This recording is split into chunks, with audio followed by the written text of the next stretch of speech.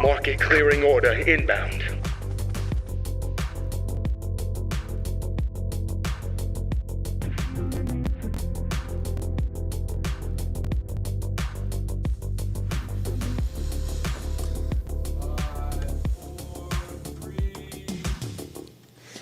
You're watching TBPN. Today is Friday, Clearing June order 6th, inbound.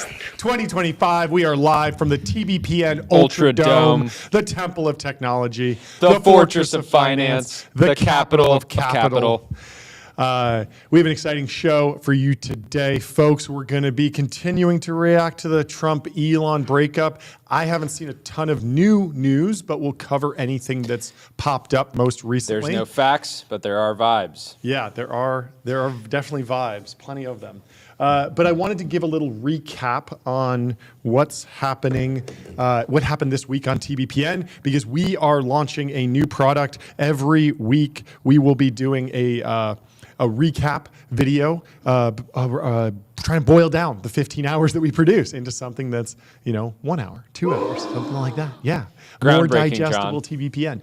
And so this week, what were the top stories? What were the most interesting things that we learned? One, Favorite interviews. The Ukraine drone attack, that was huge. Yep. Operation Spiderweb, a whole ton of drones were smuggled into Russia in shipping containers. They emerged and went out and attacked bombers. We had Soren Monroe Anderson from Neros on the show to break that down for us. We also talked to Connor Love at Lightspeed, who does a lot of in defense tech investing. And of course, a couple weeks ago, we had Eric Prince on the show, the founder of Blackwater, and he had kind of predicted that the Ukrainian military was perhaps underrated. And we might be seeing something like this in the future. And so that was interesting to see play out. So we will take you through those kind of interviews, recap some of those. Then obviously we had the absolute meltdown between President Donald Trump and Elon Musk. That unfolded on X and Truth Social. The two leaders dueling social binary media. social platforms. Exactly.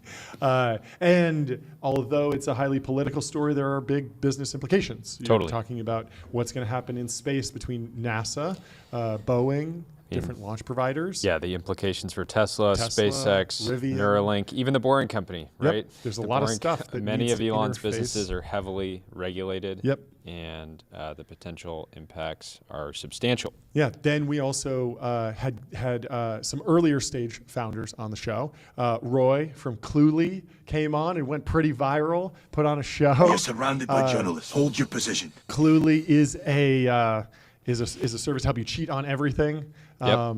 We got to actually try the app. Someone was asking, Yep. was pushing us to try it and see how good the product is. But regardless of the product, he's also a phenomenal marketer, and he came on and put on an absolute show. And he's printing, apparently. Yeah, he's doing great. He can't spend all the money that they're bringing in. And so we'll give you an update on Roy and see where that business is. And then Keon from Nucleus came on to launch Nucleus Embryo, which he calls the first ever genetic optimization software that helps parents give their children the best possible start in life. quite a lot of controversy there Yep. on the timeline this Yep. week. Lots. A lot of people hate it. A lot of people love it. Yeah. And we'll let you been a kind lot of of fun. You decide can for decide. yourselves. And then we had a whole bunch of AI experts on the show from Google, OpenAI, and Anthropic. Got to the John's. front leading edge of the debates around AI, LLMs. Poor deep John research. yesterday. You were fighting as know, long as you could. dude. You didn't want to talk about drama. You got dragged into it. But we did get some great coverage from Mark Chen at OpenAI, as Yeah. well as Sholto over at Anthropic. Yeah, it was a lot of fun. Anyway, let's go into RAMP. Time is money. Save both. Easy to use corporate cards, bill payments, accounting, and a whole lot more, all in one place. No, let's go into the secondary reaction to the Trump-Elon meltdown. There's Well, not first a we can lot call out of- Tesla's up 5% today. Okay, after being down, they were down 17 They're or they still closed down. down 12? I mean, they're down They were down. 12.5% over the past 5 days. Okay. So still not a great week. Okay, Just hovering under that $1 trillion market cap. got it. But could be worse. And there's, the timeline is still filled with Trump-Elon post. Jason Calacanis from the All In podcast. It's a must-listen episode this week. This is what they were built for. He posts just a dejected meme. Although I don't even know, is this from Mountainhead? Is this a screenshot from Mountainhead? This post by JCal? With the Yes, the it dejected is. Patagonia That vest? I think Okay. is the character that JCal most sort of sees himself in, and that is got the friend in the group that it's funny. So this friend in the group has like a meditation app, Yeah. and one of the other characters acquires it for $2 billion to get him into the $1 billion club. Wait, and isn't and JCal an investor in Calm? Calm, That's yeah. hilarious. So Wow. it's So kind of a really funny based reference. on them. Wow, that's awesome. Congrats to them. Fred Delicious says, reminder that this all started with him carrying a sink.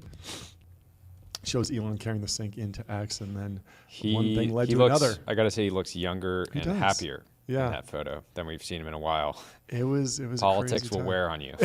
Definitely ages you. You've seen those photos of like Barack Obama before and after. Yeah. It's like 8 years and he's like gone gray. Yeah. He's like his Absolutely 40s. brutal.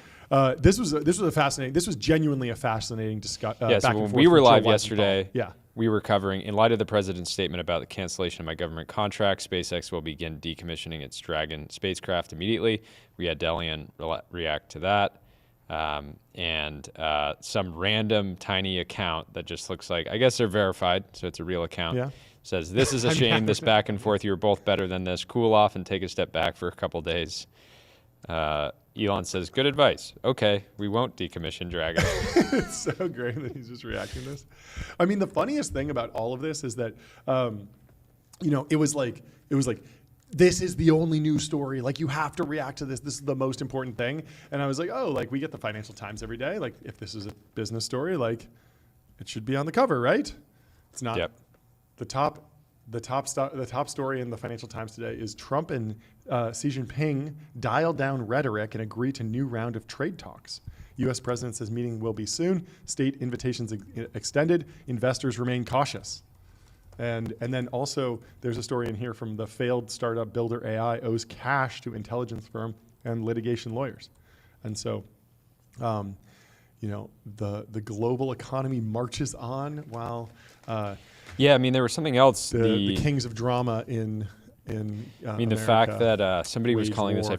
I forget the account, but they said we effectively had the political equivalent of a tactical nuke Yes. yesterday, and the S&P is up almost 2% over the past 5 days. We're wearing white suits So for it, and we're let's celebrating give it some up. IPOs Let's today. give We it have up for the stock We have market. two individuals coming on, two guests coming on to talk about Yeah, we didn't even IPOs. talk about our white suits. Yeah. The Circle IPO, Circle has IPO been way a up. tremendous success. Huge except if demand you're for Bill Gurley. stablecoins. But very, very excited. IPO window is open, Yep. at least if you're a pure play stablecoin company. I believe Circle is now valued at about a third of Coinbase, Yep.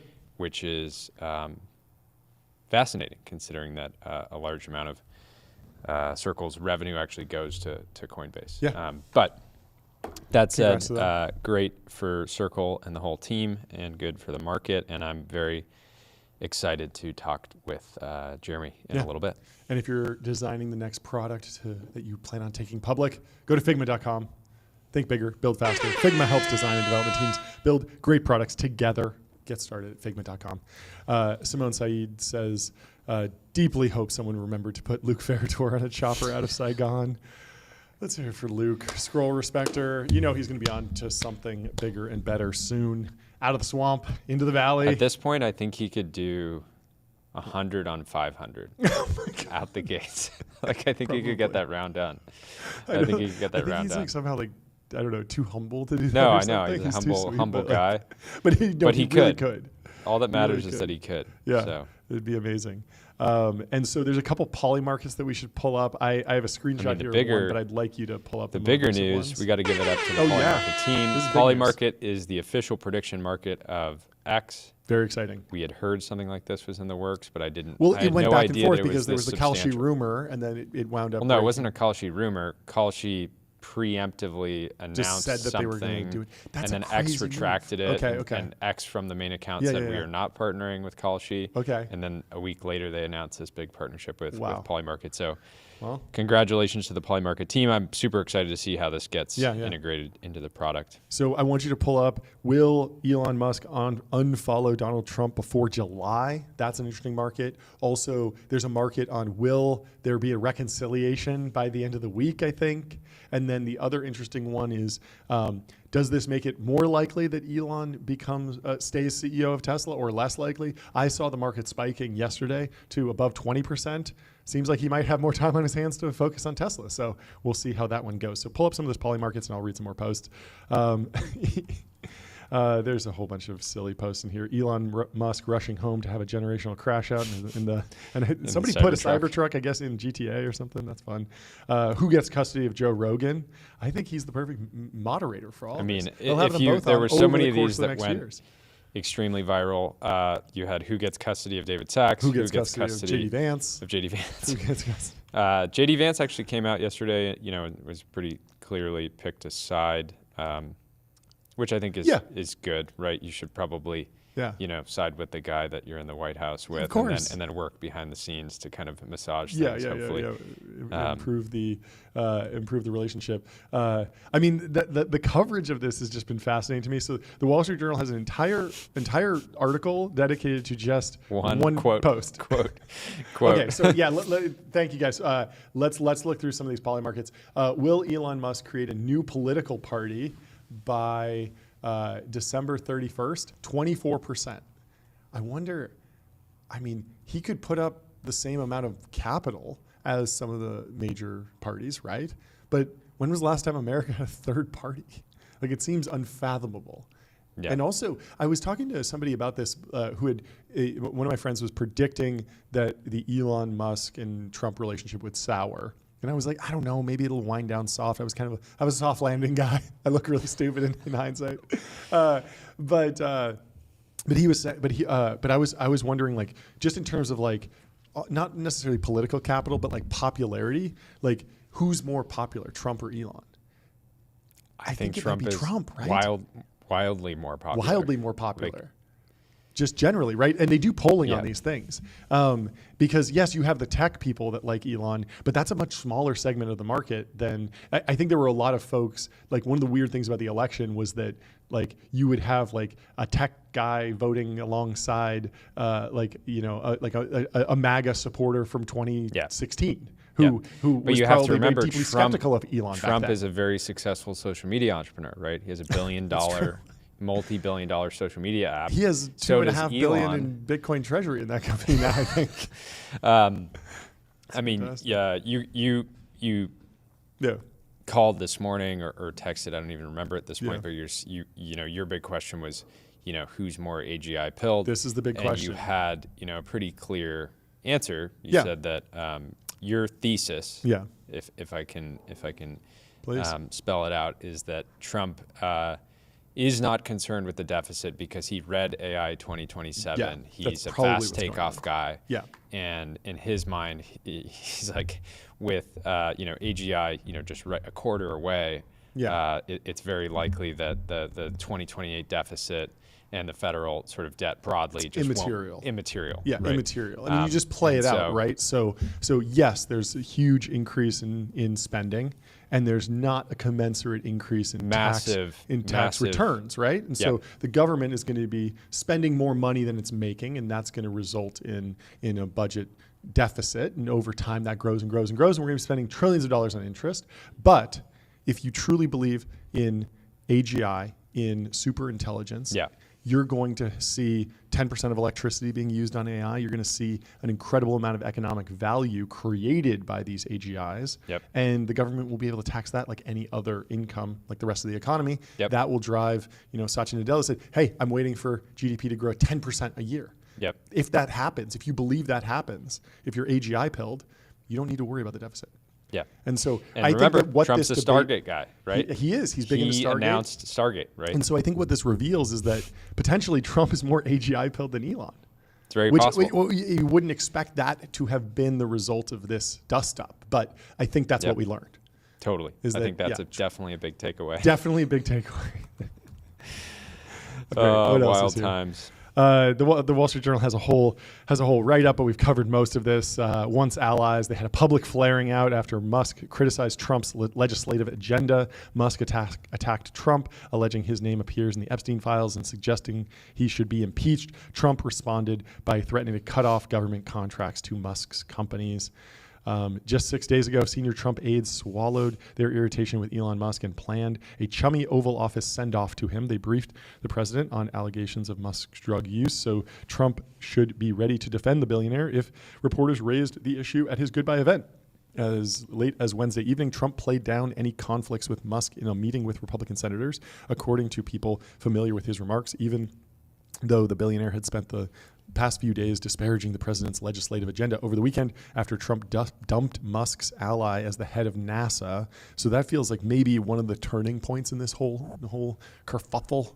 The president made it clear that he wasn't planning a high-profile confrontation with his former advisor, according to a person who talked to the president. That goodwill disappeared on Thursday, 13 minutes into an Oval Office meeting with German Chancellor Friedrich Merz. The poor German Chancellor's just sitting there and being like, wait, what's this going on? This is supposed to be about Germany. I'm here to pitch Germany. And now you're talking to me about... Now you're talking to me about Elon Musk drama. Like, I just want to talk about German stuff, cars, Mercedes, or how are we going to sell more Mercedes in America? Let's keep it focused. Let's not put the attention on Tesla. Let's talk about the Taycan. How are we getting more of those over here? How are we getting EQSs over here?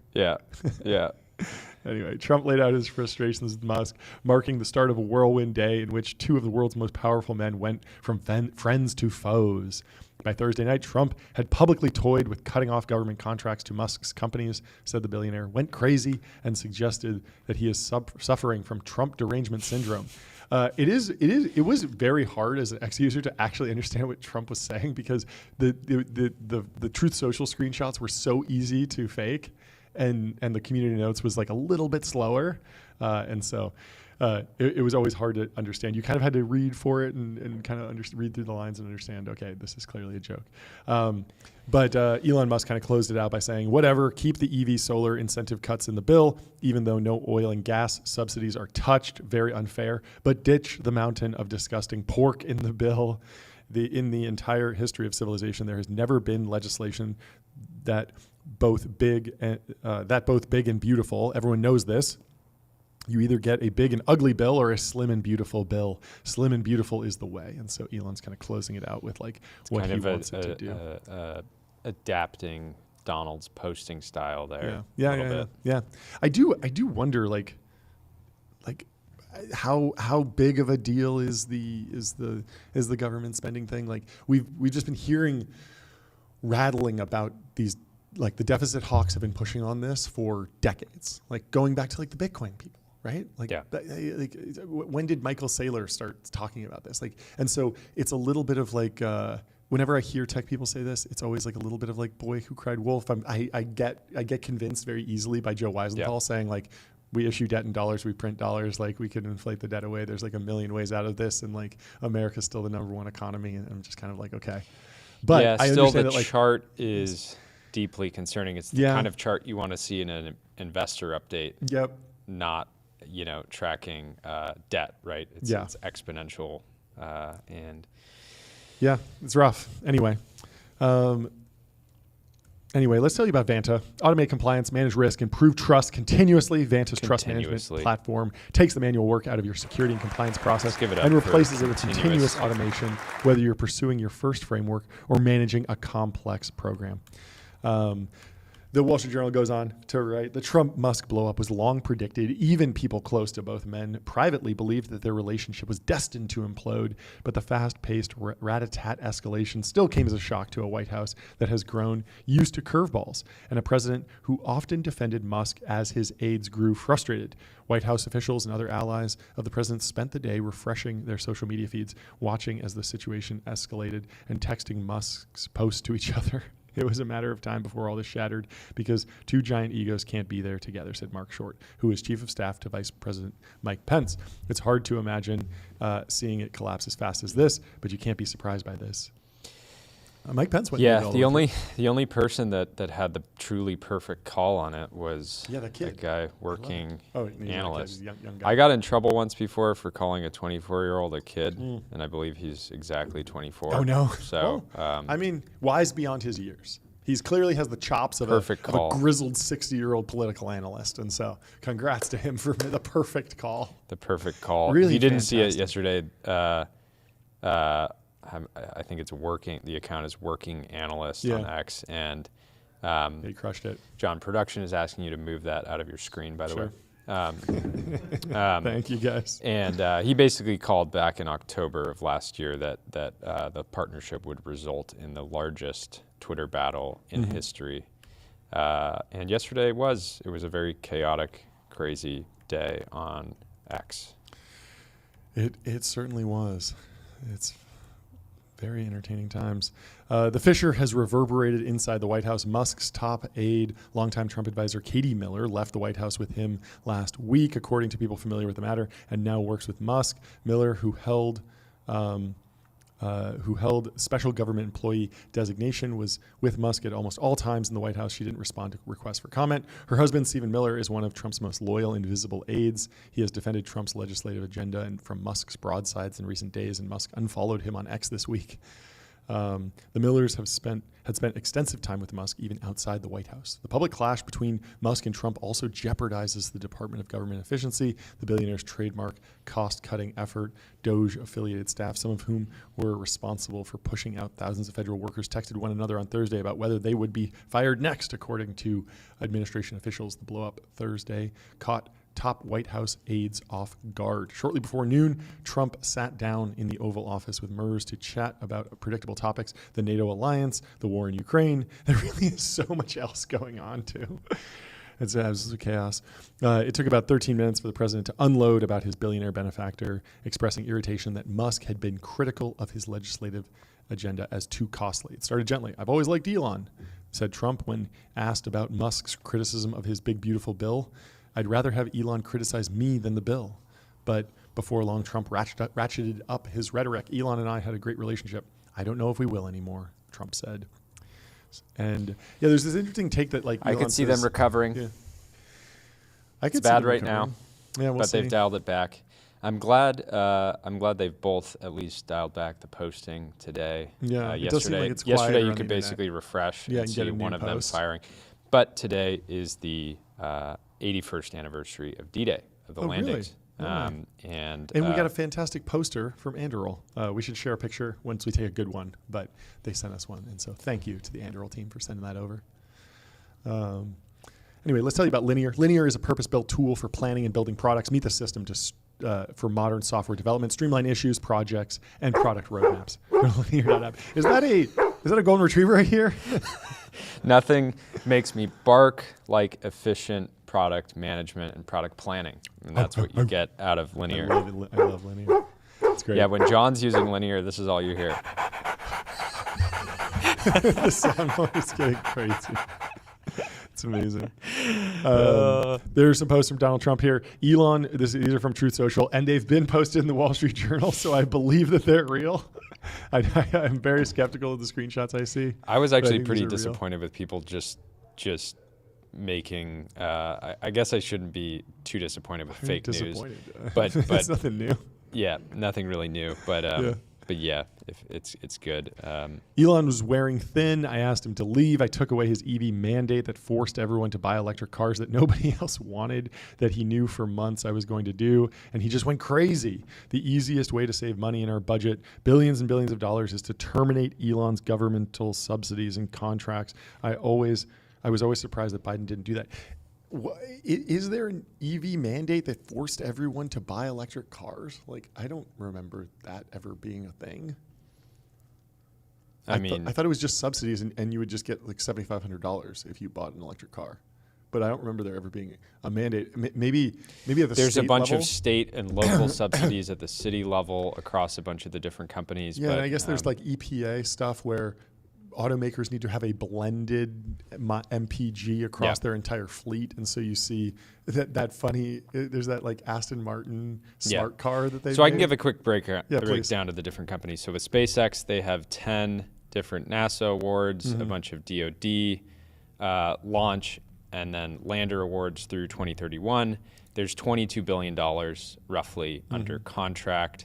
Trump could put pressure on the Pentagon, NASA to kind of slow roll things, right? Yeah. There's a bunch of, or push them to give contracts to rivals like Blue Origin, ULA, et cetera. Yeah. Tesla, they have clean car credits. Apparently, it's about 1.2 billion a year in potential lost EV tax credits. Trump's saying that like I always was surprised that Biden didn't do it. I thought that Biden was like very much in the process of doing it, and so part of the reason why Tesla stock like mooned so much after the election was that there was the expectation that those wouldn't be canceled, but like that was in the plan before. Yeah. Starlink already has up to $3 billion in rural broadband subsidies. Oh, really? That are kind of pending. And then this is smaller, but both Neuralink and the Boring Company obviously are in FDA highly regulated. FDA and then Department of Transportation and then a bunch of other.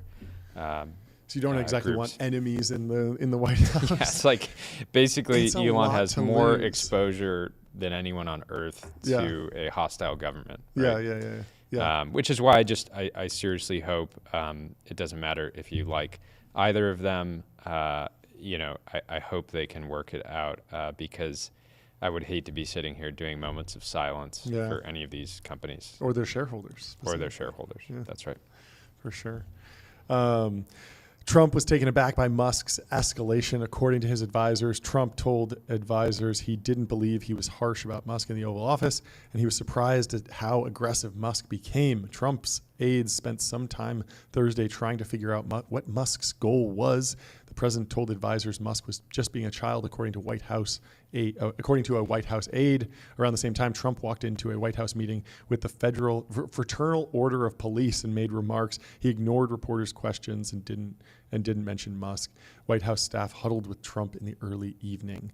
I remember that. I remember seeing a clip of he's there to celebrate the police department, and they're immediately asking him about Elon, and he has to move on. As of late Thursday, the shiny red Tesla that Trump purchased during a high-profile photo op with Musk was still in its parking lot, just yards from the Oval Office. White House aides joked Thursday evening that they hadn't decided what to do with the vehicle. So interesting to see where that goes. What a saga. What a saga. Wild. Back to work, back to build. It's time to build, baby. I will remember yesterday forever because we were live sitting exactly like this. And I could tell you had no real idea of what was going on. And I was coordinating with like 50 different people, the production team, other people were texting me. I'm too AGI pilled for this We were getting stuff. angry messages. I'm so AGI pilled. People that I care about being like, I do not care about AI. And I'm like, I do. John, I actually just want to talk John to Mark does. and Sean. But AGI is this is the situation of the of the steamroller, and these guys are now it's Elon and Trump picking up pieces of legislation in front of the steamroller that is artificial intelligence. Yeah. Well, in other news, AnySphere, the startup behind AI coding tool Cursor, has surpassed 500 million in annualized revenue and has raised 900 million in Series C funding from Thrive, Excel, Andreessen Horowitz, and DST. Absolutely huge week for Cursor. Very interesting media rollout here. So, well, this round has gotten announced like 5 times by now. That's right? true. Okay, so that's why Kate Clark at Bloomberg is writing about the revenue instead of the raise, because the revenue milestone is the new data point, and we already kind of knew about the raise. But there were a bunch of stuff. I mean, there was this Bloomberg piece. The CEO of Cursor went on Ben Thompson and did an interview that was fantastic. And Ben spends half the time just marveling at how young the founder is and trying to kind of relate. Because no, it's so crazy. Think about, it felt like 6 months ago we were talking and people were saying Sam Altman should be Gen Z, right? Like, where's our sort of Gen Z? I said that. Where's our Gen Z decacorn? Where's our Gen Z decacorn? Totally. CEO. I mean, Alex Wang, but there just aren't as many, and it did feel like Gen Z was taking a while to find its footing in the private markets. Find their footing, aka get to $1 billion revenue run rate. Let's go. That's the expectation in this. And the other data point, there's 2 other data points. They're already being used by more than half of the Fortune 500, including NVIDIA, Uber, and Adobe. And they say this scale will help us push the frontier of AI coding research. I mean, I want to know what's going on at the other half. Like, are the other half on windsurf, or are the other half like just raw dogging their IDEs? I mean, they could be using. I mean, there's so many different options. GitHub Copilot, but they better be using something. Somebody, Swix was saying earlier this week that GitHub Copilot is also at a $500 million run rate. That's crazy. Yeah, that's a public company. If it was out in the market, it's pretty remarkable.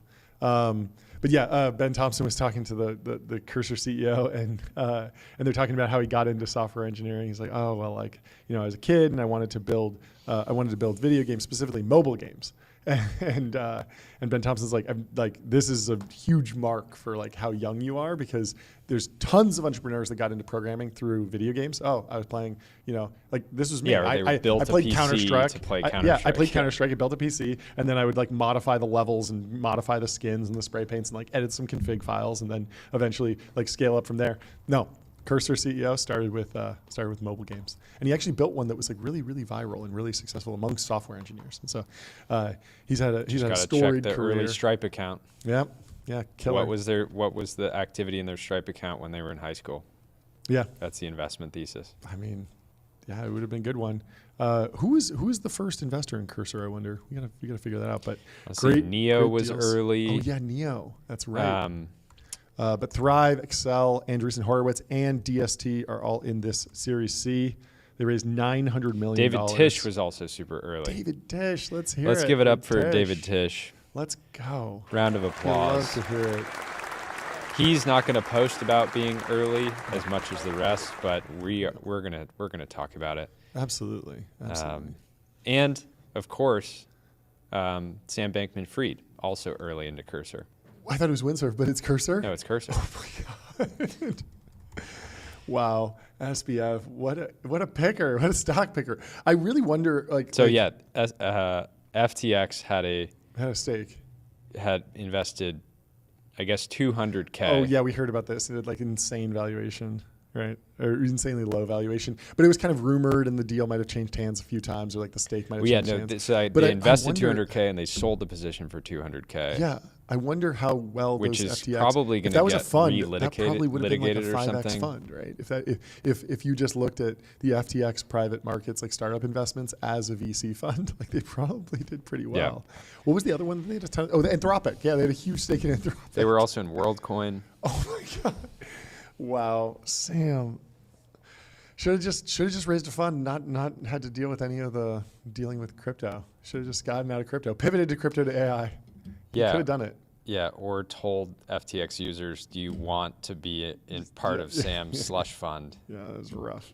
Instead of Anyway, I think the story with him is not over. We'll see as it evolves. Apparently, he did get in a ton of trouble for that podcast he did from jail. Apparently, you can't just podcast from jail. Yeah, that was wild. Crazy. He did that. Anyway, did you see this post? Says sales tax on autopilot. Spend less than 5 minutes per month on sales tax compliance. Numeral HQ. The golden retriever gets on numeral. Tax. That's true. You want to get a Will or? Yeah, I just thought this was hilarious.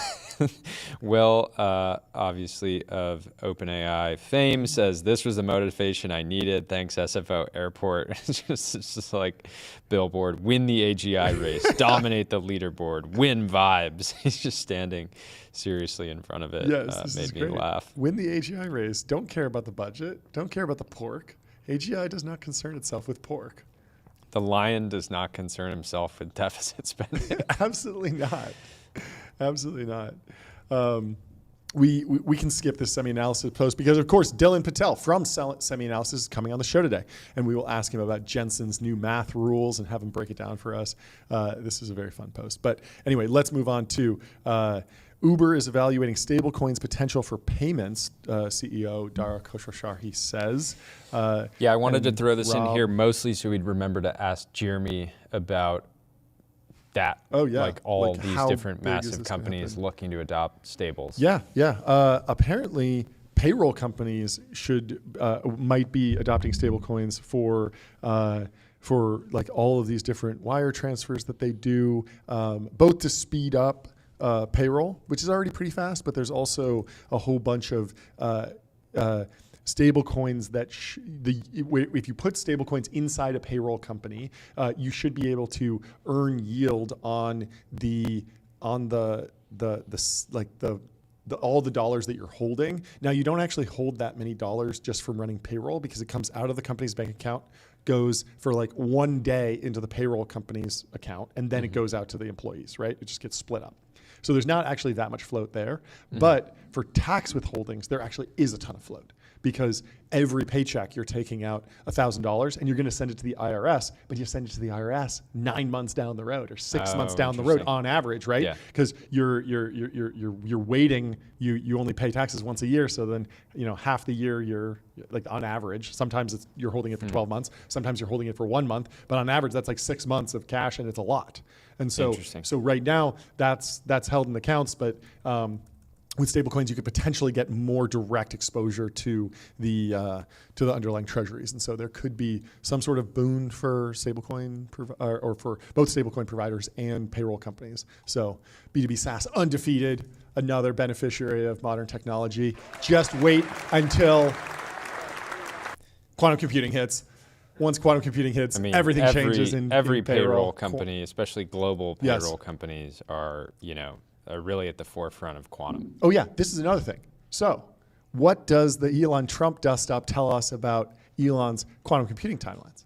Because as you probably are familiar, quantum computing can break encryption. So, guess what happens when quantum computers are ubiquitous? Oh, there's Epstein files? Everyone's going to have access to them. And so if he really believed it, quantum stocks should be down tremendously today. Exactly. This is the trade. Stay out of Tesla. Stay out of Rivian and Ford. You got to look at the second order. You got to look at the second and third order effects. What does this tell us about quantum timelines? Probably that they're further out than we think. Because as soon as they crack those, boom. What's the first file you're decrypting? The Epstein files, obviously. Of course. I like Mike Solana's post about that. He's like, I honestly can't believe that we didn't know that already. It just felt like internet lore that, like, of course Trump was in there because there's like pictures. But I guess like it's a different thing to be in the files than be in a picture. But the picture seems more damning. When I got home yesterday, Sarah was like, "Hey, how was your day?" And I was like, "Did you see the news?" And she was like, "No, I've just been with the kids like all afternoon. Just been bouncing around, swim lessons, music class, all that stuff." And I was like, "Oh, well, like Elon, accused Trump of like being in the Epstein list." And she was like, "Wait, like, I thought like there's a bunch of everybody's seen the pictures of like them hanging out, and, like having, Yeah, there's video. There's video of them having a party together, and it was just kind of like assumed, I thought. But anyway, anything to get the internet riled up. Elon's master poster. He owns it.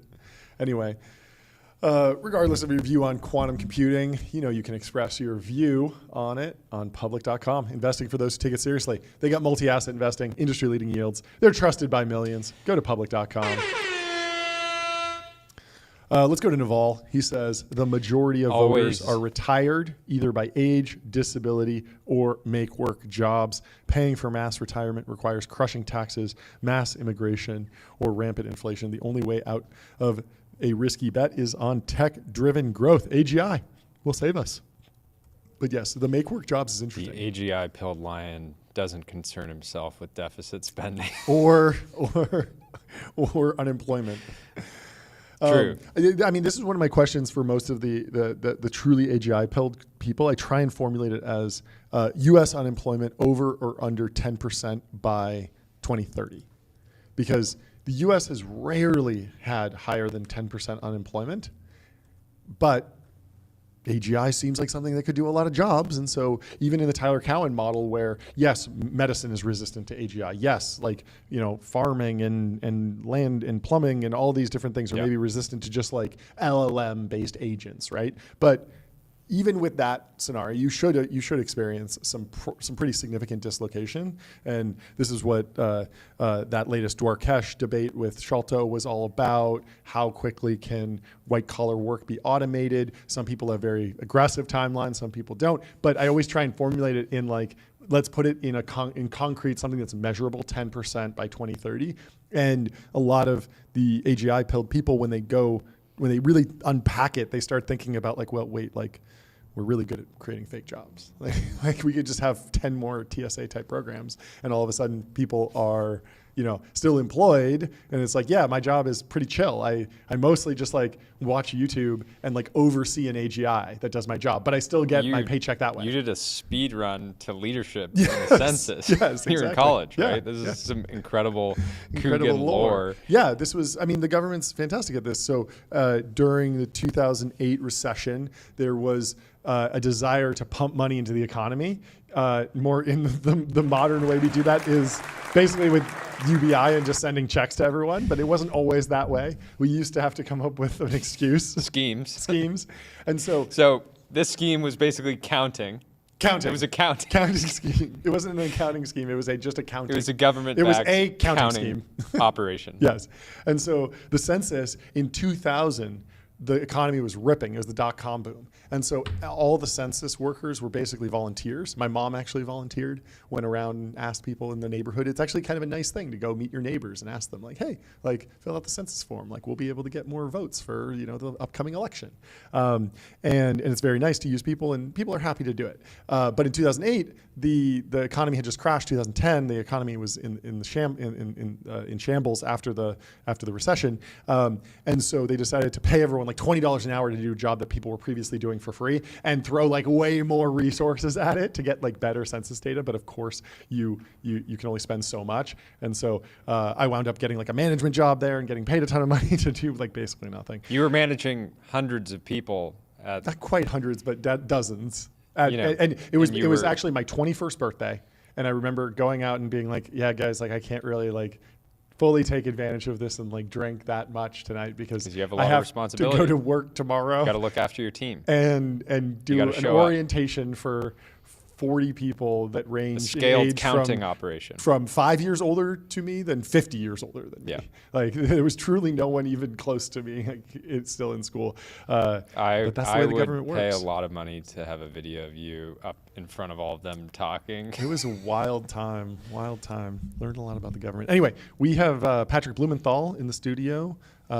Let's do one more ad read. Let's talk about out-of-home advertising. AdQuick.com, out-of-home advertising made easy and measurable. Say goodbye to the headaches of out-of-home advertising. Only AdQuick combines technology, out-of-home expertise, and data to enable efficient seamless ad buying across the globe.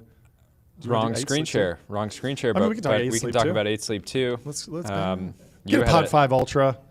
Pod 5 has all this. Night's sleep, I had a brutal night's sleep. It's been chaos. I think the two 1-year-olds took the Elon-Trump breakup really, really hard.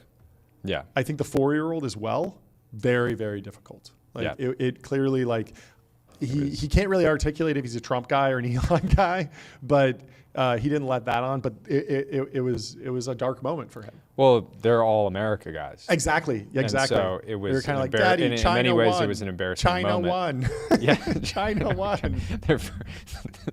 The twins' first two words. China won. China won. Yeah. They're disappointed. Dada, China won. Yeah, but rough night of sleep. I got like a 64. You crushed me. I mean, I didn't do much better, John. Yeah, I got like a 73. Rough If you want to week. get on the official matchers of TBPN, Go to aidslip.com/TBPN. They got a 5-year warranty, 30-night risk-free trial, free returns, free shipping. Let's bring in our first guest, Patrick Blumenthal. I've been on a podcast with him before. We did Pirate Wires together.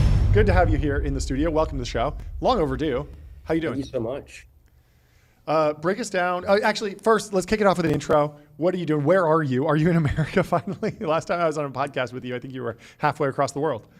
I am in New York City right now. Cool. For the illustrious, decadent, incredible New York City Tech Week. Oh, fun. How is it? fun fact, I created New York Tech Week. Co-founder right here. Oh. Yeah. Yeah, Yeah. years ago. Passed it off to Andreessen Yeah. after the first year, but yeah, the very first New York Tech Week was by yours truly.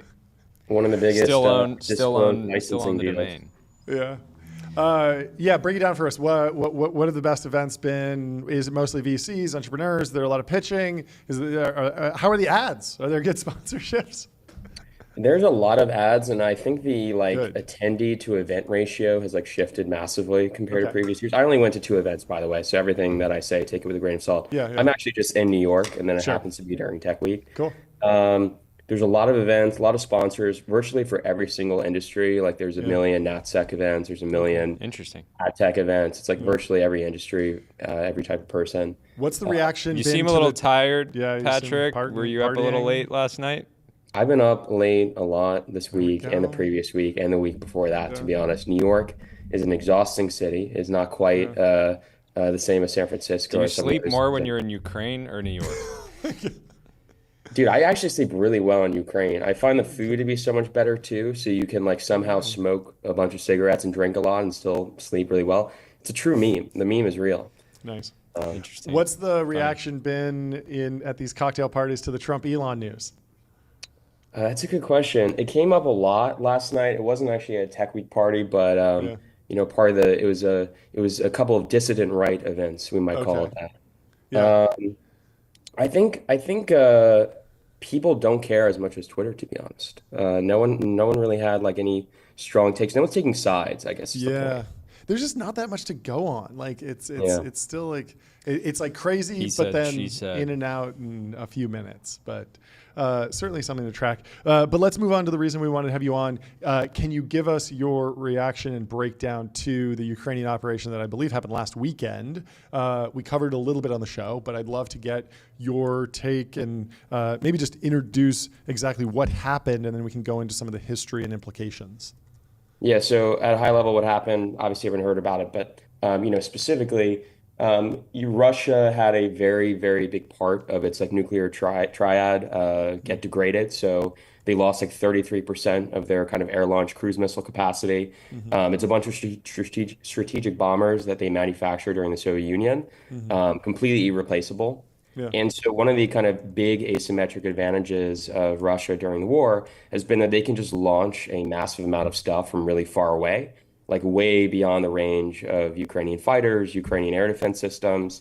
They use cruise missiles, which obviously have a propulsion on the munition, so it goes much further than it otherwise would. And they also have glide bombs that they've been using for the last 3 years of the conflict, which is basically just taking dumb bombs and making them fly much further than they otherwise would. And so really all Ukraine has been able to do is destroy the platforms. There's just no way that they're going to shoot down every single cruise missile. They're not going to shoot down every single Shahed.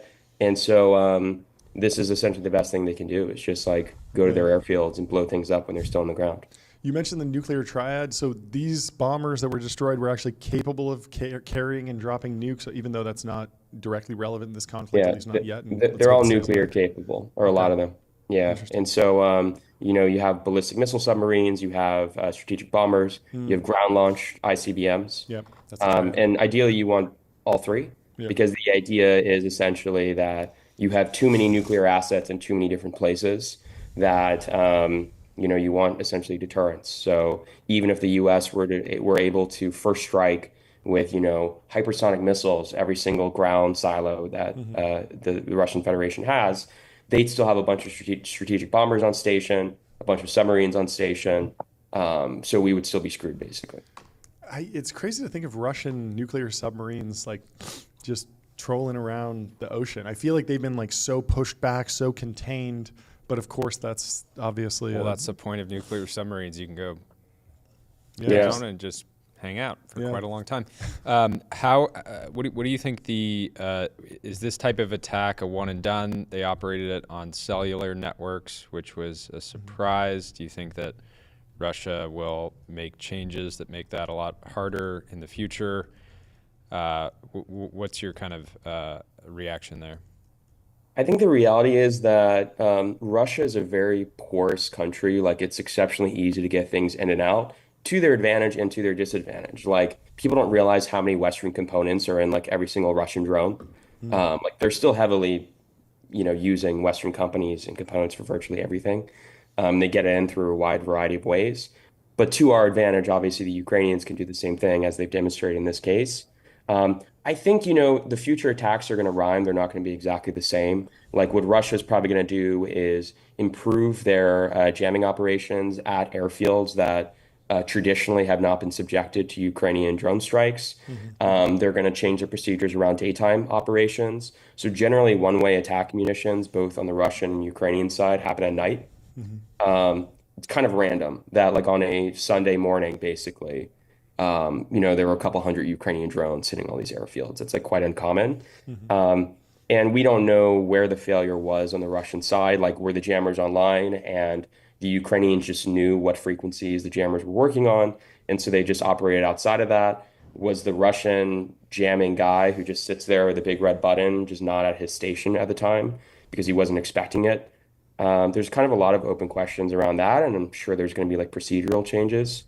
But when you kind of step back from the specific attack of like big trucks with garden sheds that are containing all these drones near air bases, and you just look at the basic kind of formula there, which is civilian infrastructure near military assets, the attack surface is just really wide. So like, it could be a rail car, it could be a truck, it could be a van, it could be a ship in a port, right? The military facility doesn't have to be an airbase. It could be a factory, it could be the Kremlin, it could be any logistics depot, it could be a base.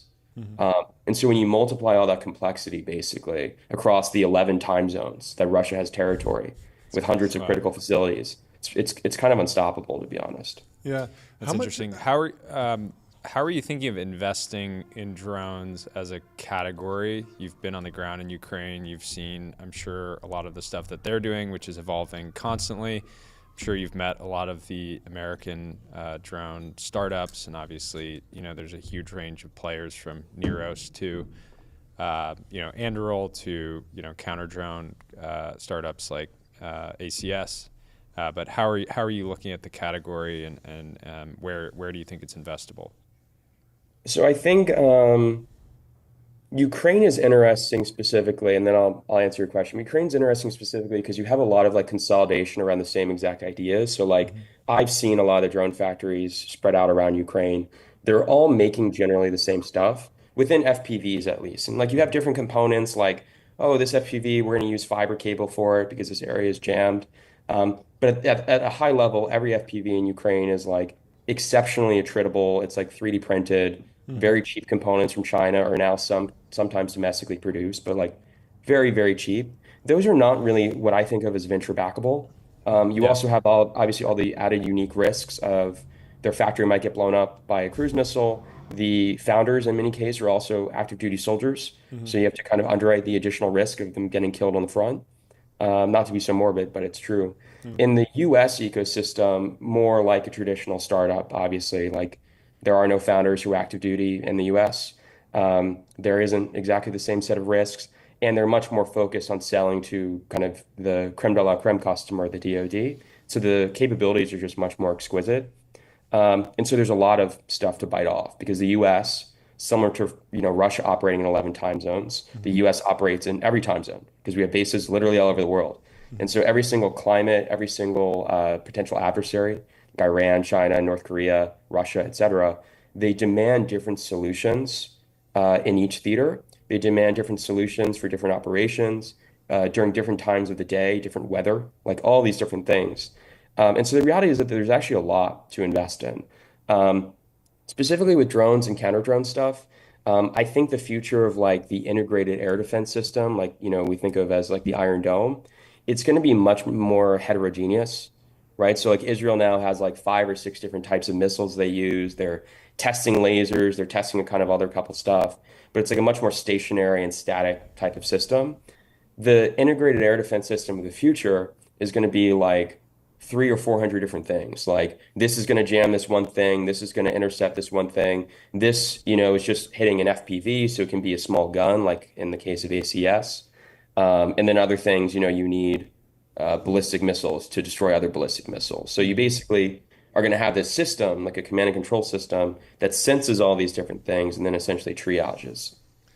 What is Russia doing on the FPV drone side? We've heard that Ukraine is producing, I think, millions a year now. It seems like really, really mega scale. Has Russia been able to match that at all, or do they take a different tact?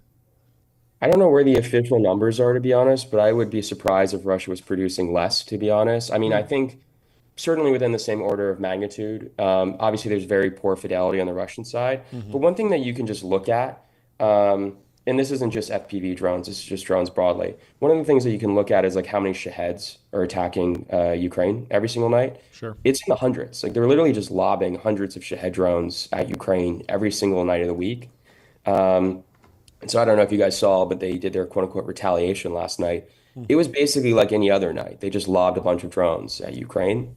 The Russian economy now is like literally entirely a war economy. Like I don't know what it would look like as, defense as a percentage of GDP. Like yeah, that's one of the big issues with peace, at least on the Russian side, is what happens to the economy if you no longer need to be producing, huge volumes of tanks and drones and missiles and all these other things. It's so depressing. So many great mathematicians there. They should just be building hyperscale data centers and racing for AGI. They have the talent, and they're focused on, kinetic warfare. Death. It's sad. Fighting the last war. Well, that's why we got to end the war so that we can do joint AGI development with Russia. Exactly. And the war first. Yeah, or maybe just more brain drain. I wonder if there are more Russian scientists that are leaving because of how crazy the war effort is, and if that'll make it easier to recruit, brilliant scientists. There's a lot of people just hiding too, mostly on the Ukrainian side, because Ukraine obviously has the draft, but a lot of Russian scientists left in the first few days of the war through like Georgia and Armenia, and now they're just like refugees. And then a lot of Ukrainians within AI and tech, obviously a tremendous amount of them have joined the military and they're now developing in drones, but there's still a lot of Ukrainians that are just like hiding in their houses basically, and their wives just do all their errands for them. Like they're not allowed to leave the house because they're going to get conscripted. So their wife gets groceries and everything.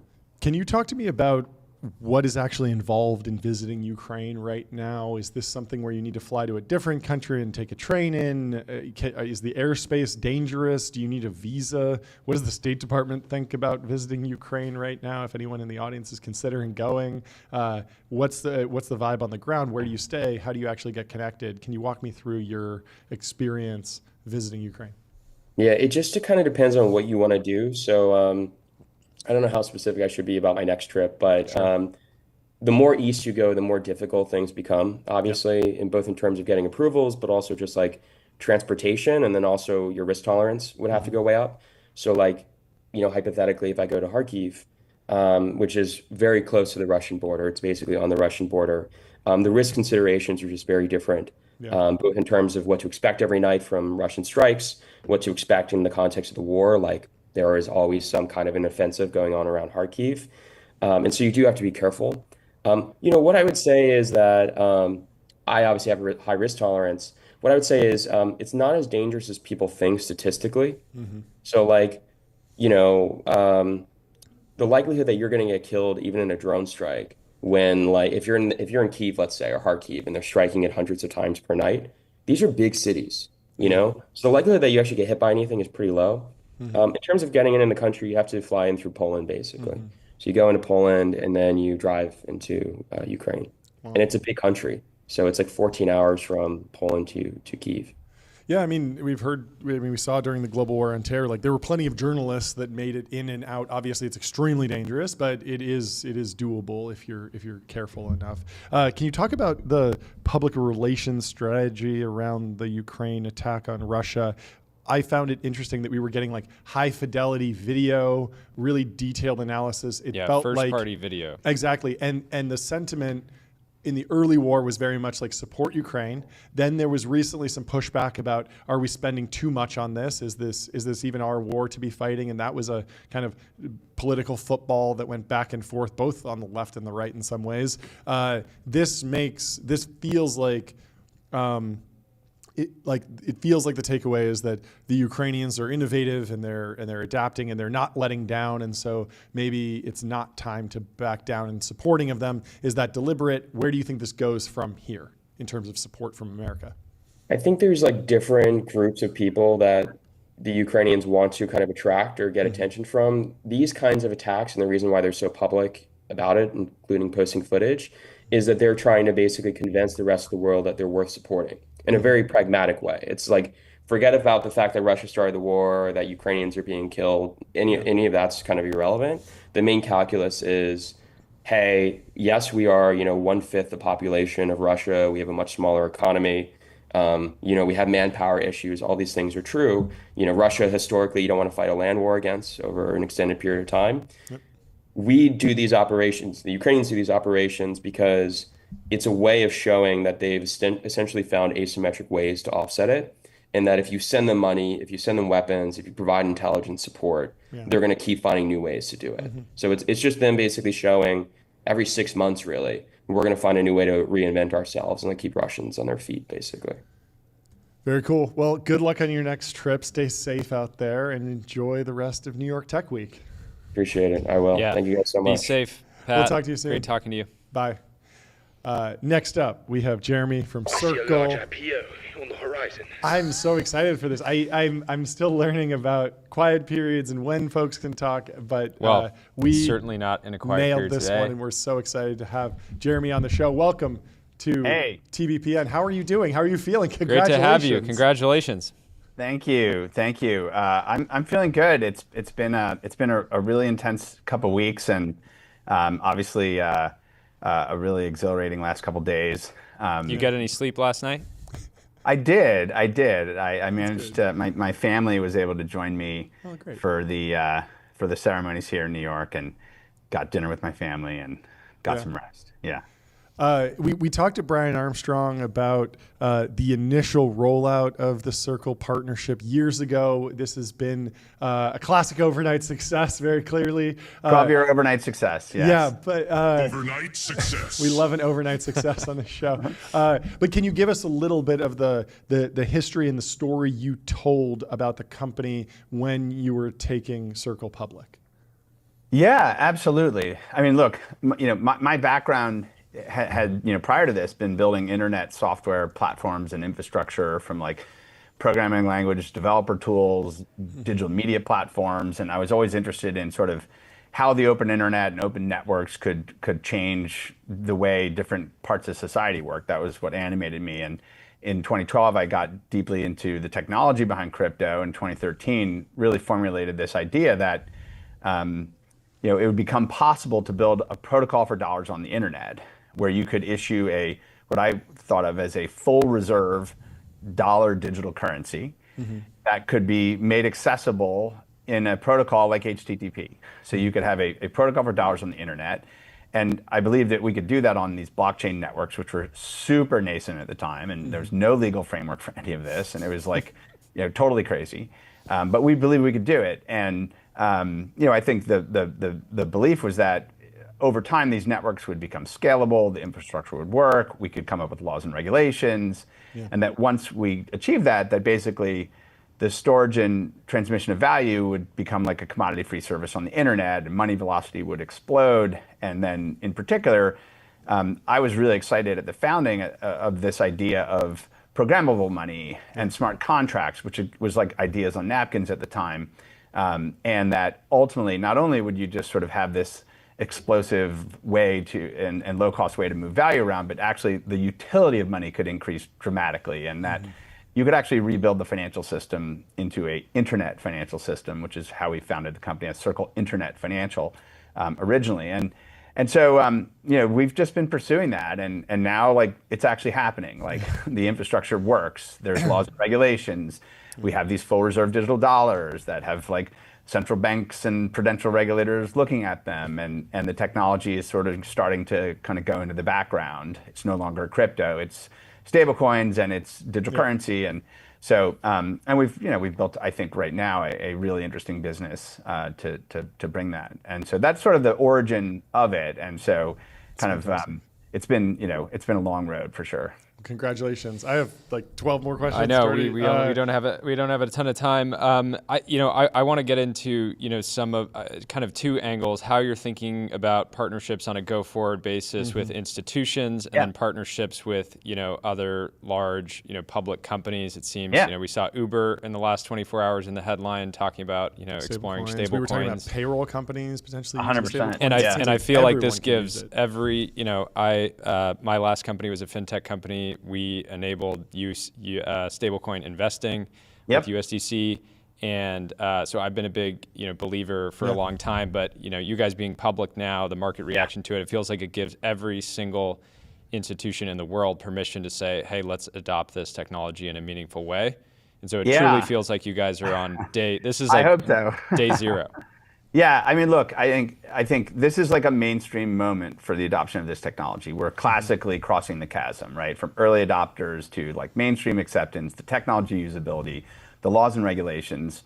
And having a publicly traded company like this, I think it really does matter to trust, transparency, compliance, governance, things that really matter when other major companies want to figure out who to build with. But at the core of our business, our whole model is we're a market neutral infrastructure company. We're like a platform that people can build on top of. We have banks and neobanks and payments companies and fintechs and exchanges, custodians, like every type of institution we work with already. And they face us as a market neutral platform. And that's really, really important. We're not competing for end users. We're not competing for businesses. We want to let other people build on top of both the kind of public utility that we put out on the internet, like our public protocols, and like the kind of market infrastructure of the money issuance side of it. And so it's definitely getting to a point where, I think major public companies, commerce firms, internet firms, financial institutions of all types really can, build on this now. It works. It's liquid. You can connect to it around the world, and we have the ability through innovations like CPN, our recent product that we launched, to abstract away from an end user perspective a lot of the things that are tend to be barriers to entry, and make it work compliantly as well. So it is a really, I think, significant moment, and I do think that lots of mainstream companies can now really feel like they can do this, and there's a great platform company to work with. I'm wondering about other real-world assets on change, programmable money. A lot of the conversation around I want something that's low cost, high speed, programmable, and stable supply, that makes me think stable gold coins, basically. Yeah. I'm sure you've gotten this question before, but why didn't the market evolve that way? Or even that original 1999 Peter Thiel talk about you're going to be able to transfer $1 worth of S&P 500 to someone else. And there seems to be some demand for that type of stuff, but the market didn't just break that way. And so what's actually going on? Well, I mean, look, the dollar itself has extraordinary network effects. Like 65% of trade is settled there. Sure. And frankly, like a huge driver in our business right now is demand for digital dollars around the world. People, households, firms want to hold these safe, full reserve digital dollar instruments that have the utility of the internet. It's like when people woke up and said, hey, I can use WhatsApp and I can communicate with others. I don't have to pay my carrier these SMS fees, and it's over the top internet money. And so people have figured that out.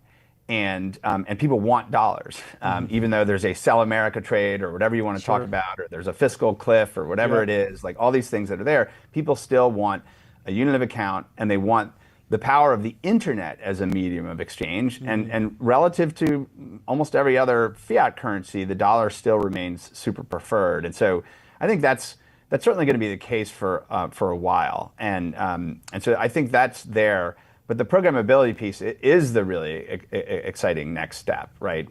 How can you intermediate financial arrangements, commercial arrangements, labor arrangements, arrangements between AI agents, like all of these things that can be machine mediated with provable code, tamper-resistant provable code on the internet, which is what smart contracts give us. We're just starting to see the unlocks there. And it's going to be an entrepreneur and developer-driven phenomenon for sure. That's amazing. You mentioned AI agents. Ben Thompson was reacting to the MCP standard and the lack of a payments layer in there, at least in this version of the specification.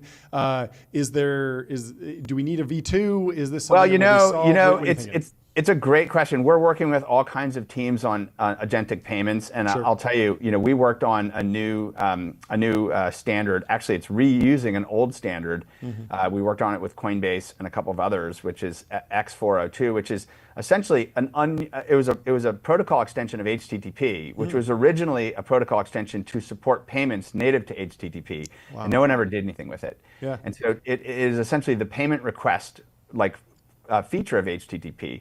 So that's been reincarnated, and where stablecoin is the payload. And so now you actually have built into HTTP an extension, which is a stablecoin payload.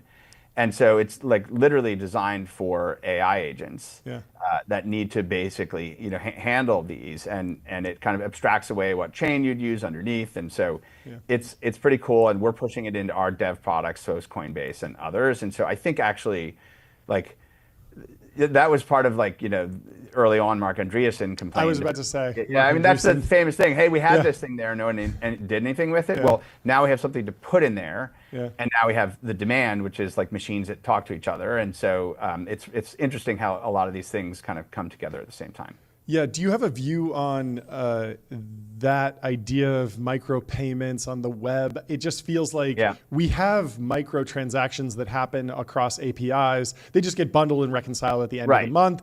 There's still a ton of value in stablecoins. I'm not saying that the narrative is bust, because that might not be the end game. But we saw this with Bitcoin, where people were saying, there's 4 different ways that this could break privacy, blah, blah, blah. It wound up in having a very strong narrative. It kind of narrowed down the focus, but it's still a wildly successful technology.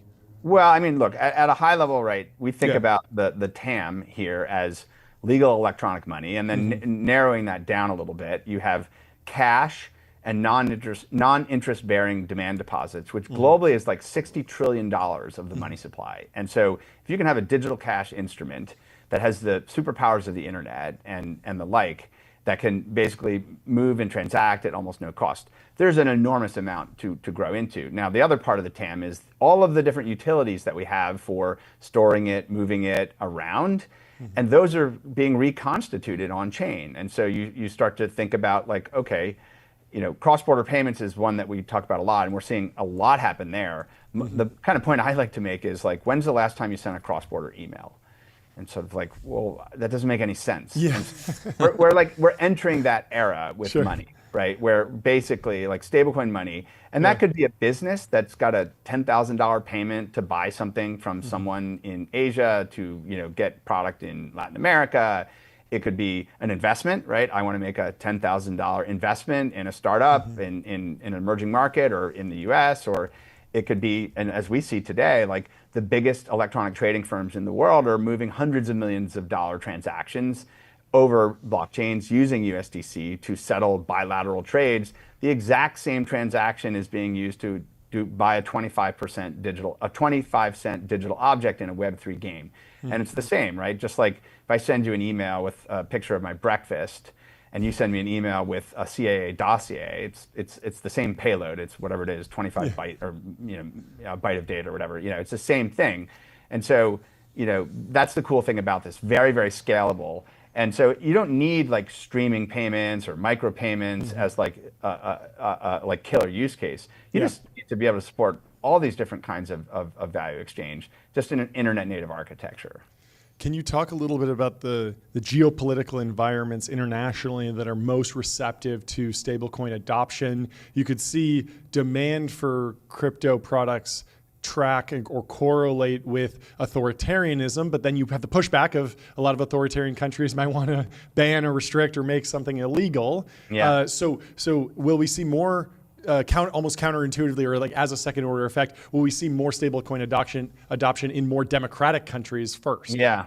Well, what's interesting is the demand for stablecoin money is very global, and we do see it, for example, in countries where there's weak regimes, or the banking system isn't as adequate, or there's not as effective access to dollar banking. Sure. And so that's a valuable thing for the people and businesses in those markets.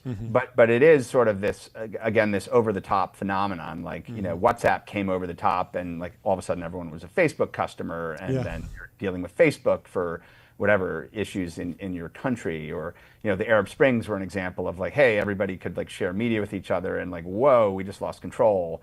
Of things. And so I do think there are geopolitical dimensions to this. I think we're in the very But early then you guys have partnerships in Japan that allow you to launch USDC there, which we is do, more and that's direct. our philosophy, right? Is if a government is going to have rules around, you know, stable coins in their society, you know, we want to make sure that like those rules are fair, obviously, and we want, you know, that stablecoins that are allowed to be used to be held to really high standards, right? High standards of trust and transparency and compliance and governance and things like that. So that's important. And what we're now seeing is in markets where stablecoins have exploded, Korea, Brazil, Turkey, South Africa, Kenya, like all of those governments are working on stablecoin rules right now. And you know, so I think it's a space where that's intersecting, and so. Yeah, we've dealt with this in the history of the internet, right? It was when the internet started, like you needed a broadcast license to have a radio show in Italy, right? It was like or there were national monopolies that were the only entities that could actually do radio shows in Italy.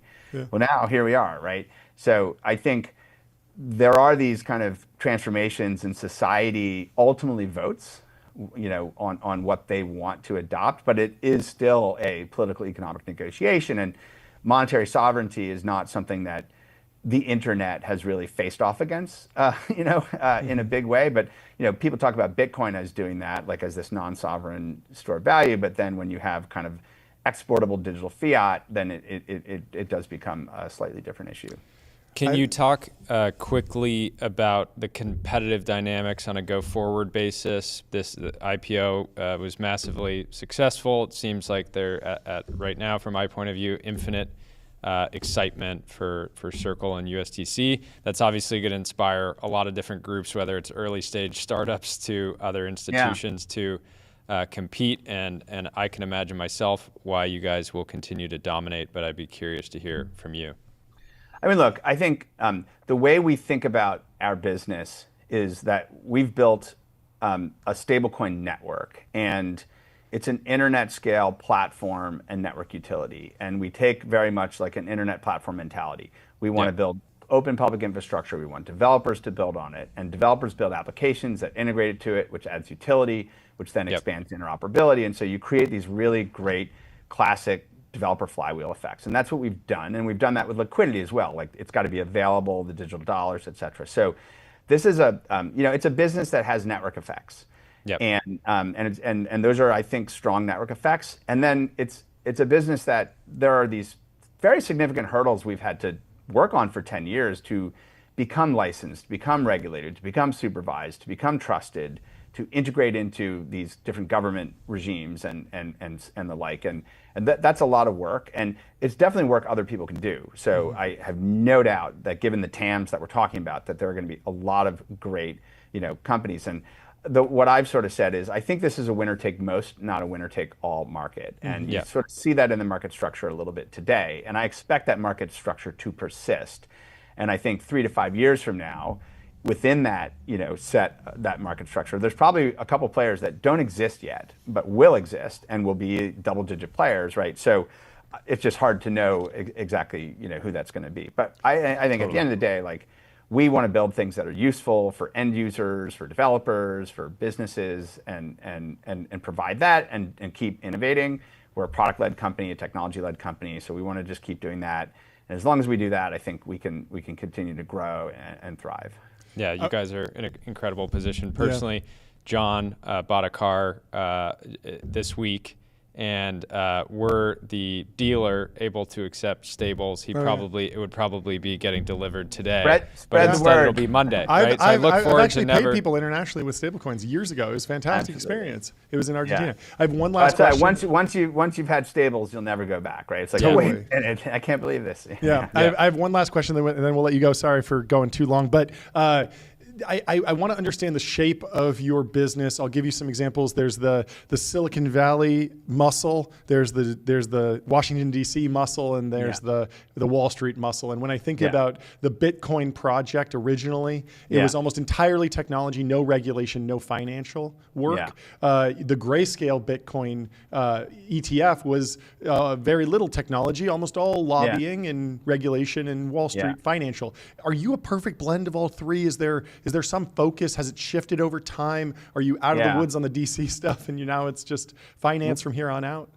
Well, the best way to look at a company is to look at its OpEx, and within its OpEx, the largest piece of it is labor. And so when you look at the labor OpEx of Circle, like approximately 45% is product and engineering.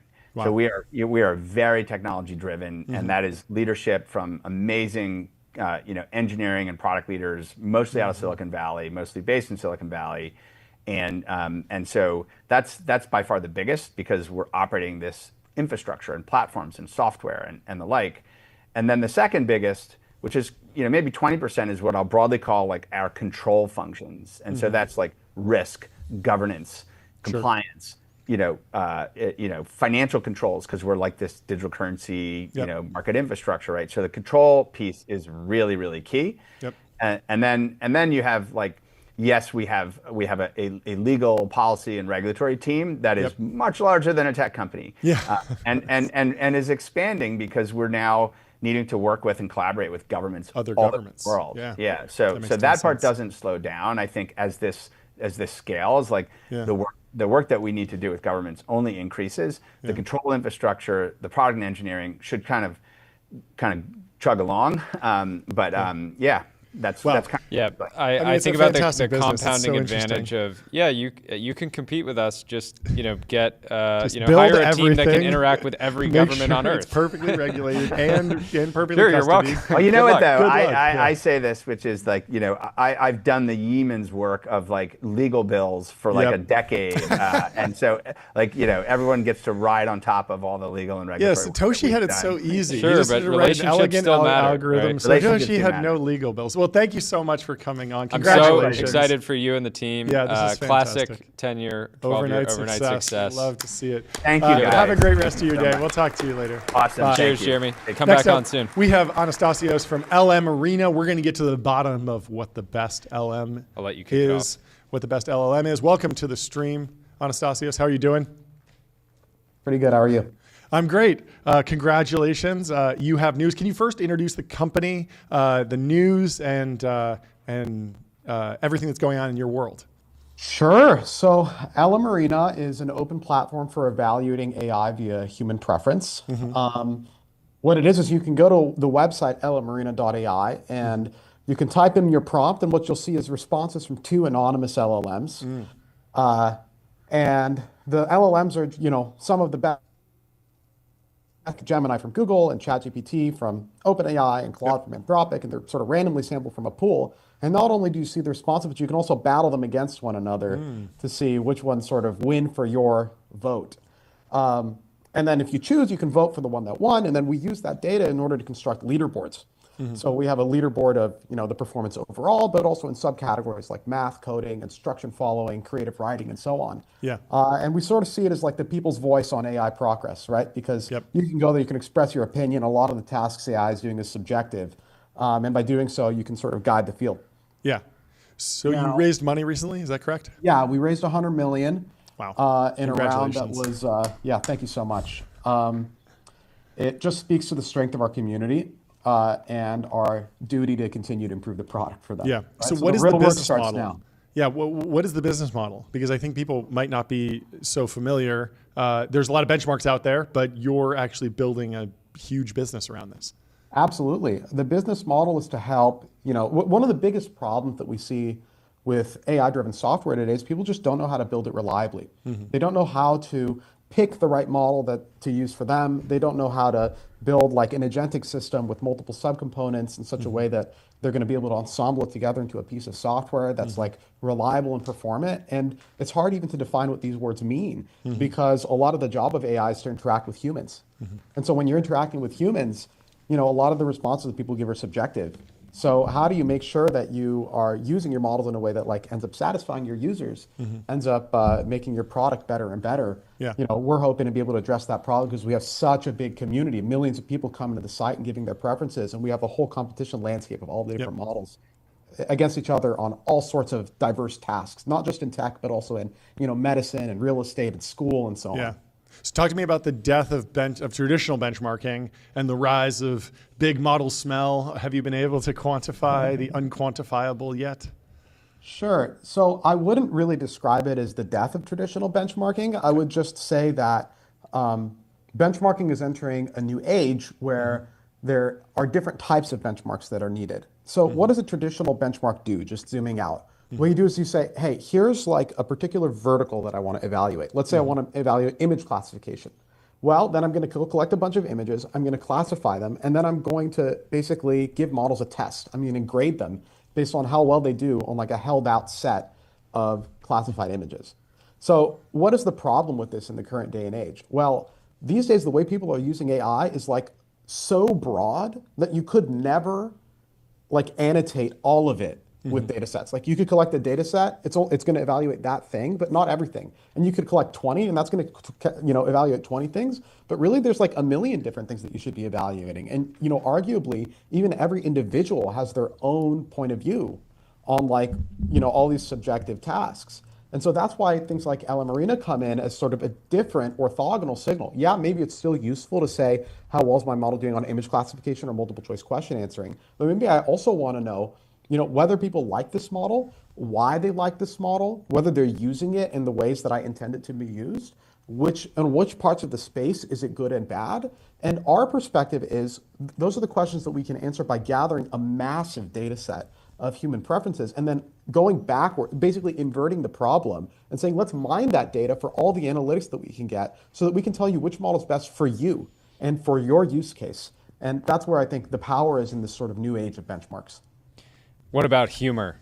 Can we expect any type of benchmarking from Lumarina around just making the user laugh? That's a great idea. We should have a leaderboard for that. Because Actually, I think really that's like a potential trap that humanity can fall into is LLMs get so good that you just refresh the button and laugh over and over and over and over, and then all productivity is lost, and it's just the laugh button.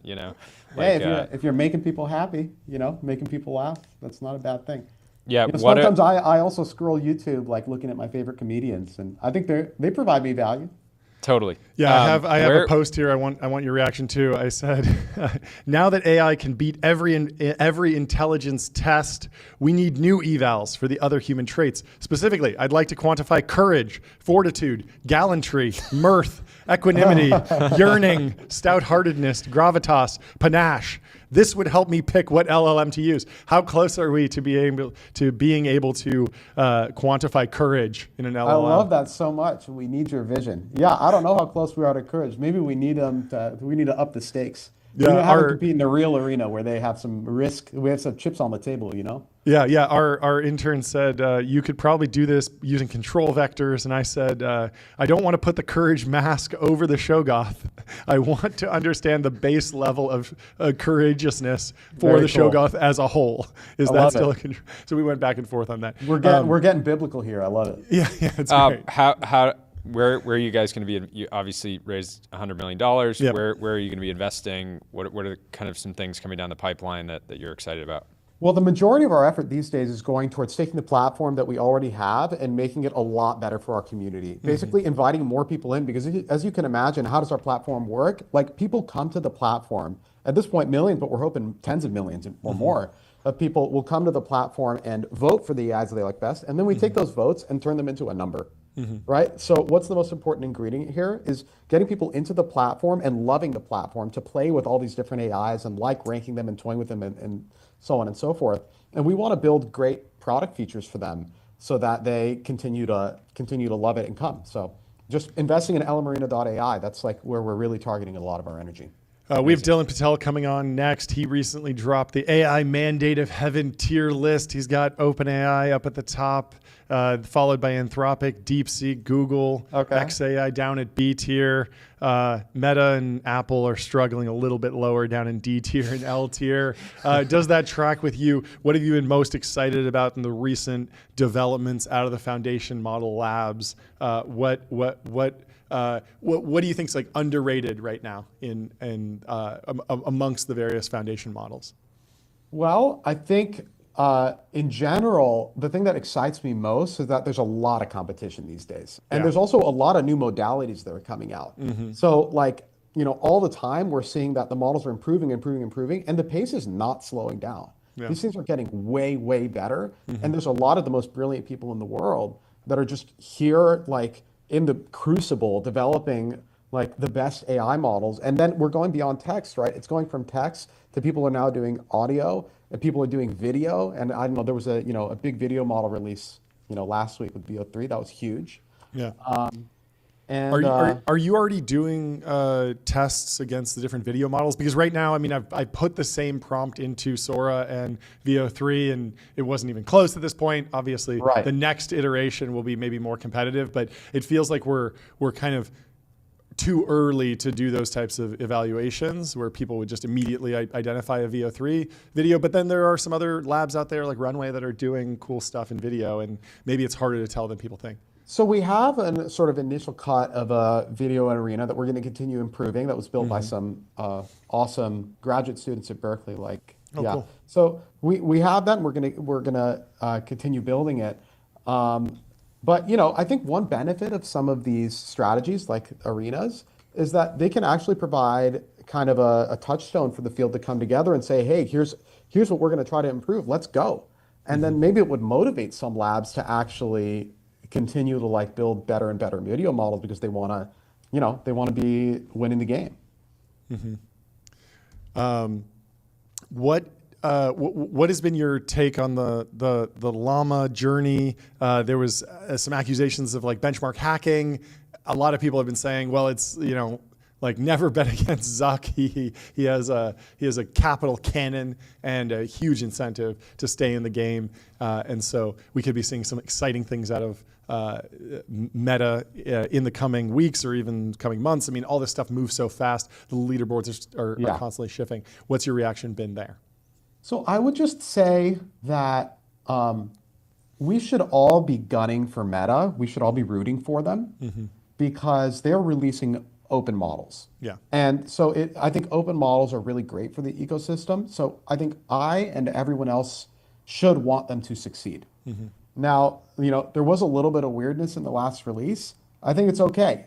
They have a big group of really talented people. They're going to move on. And, the models they released, they're good. They're getting better. And I hope the trend continues for them. Yeah. How has the AI safety debate shifted recently? It feels like Meta almost could have had a little bit of an out by years past when a model wasn't performing up to standard. You could never really tell if the foundation labs were really worried about safety or they just didn't want to release the product yet. It was an easy kind of out.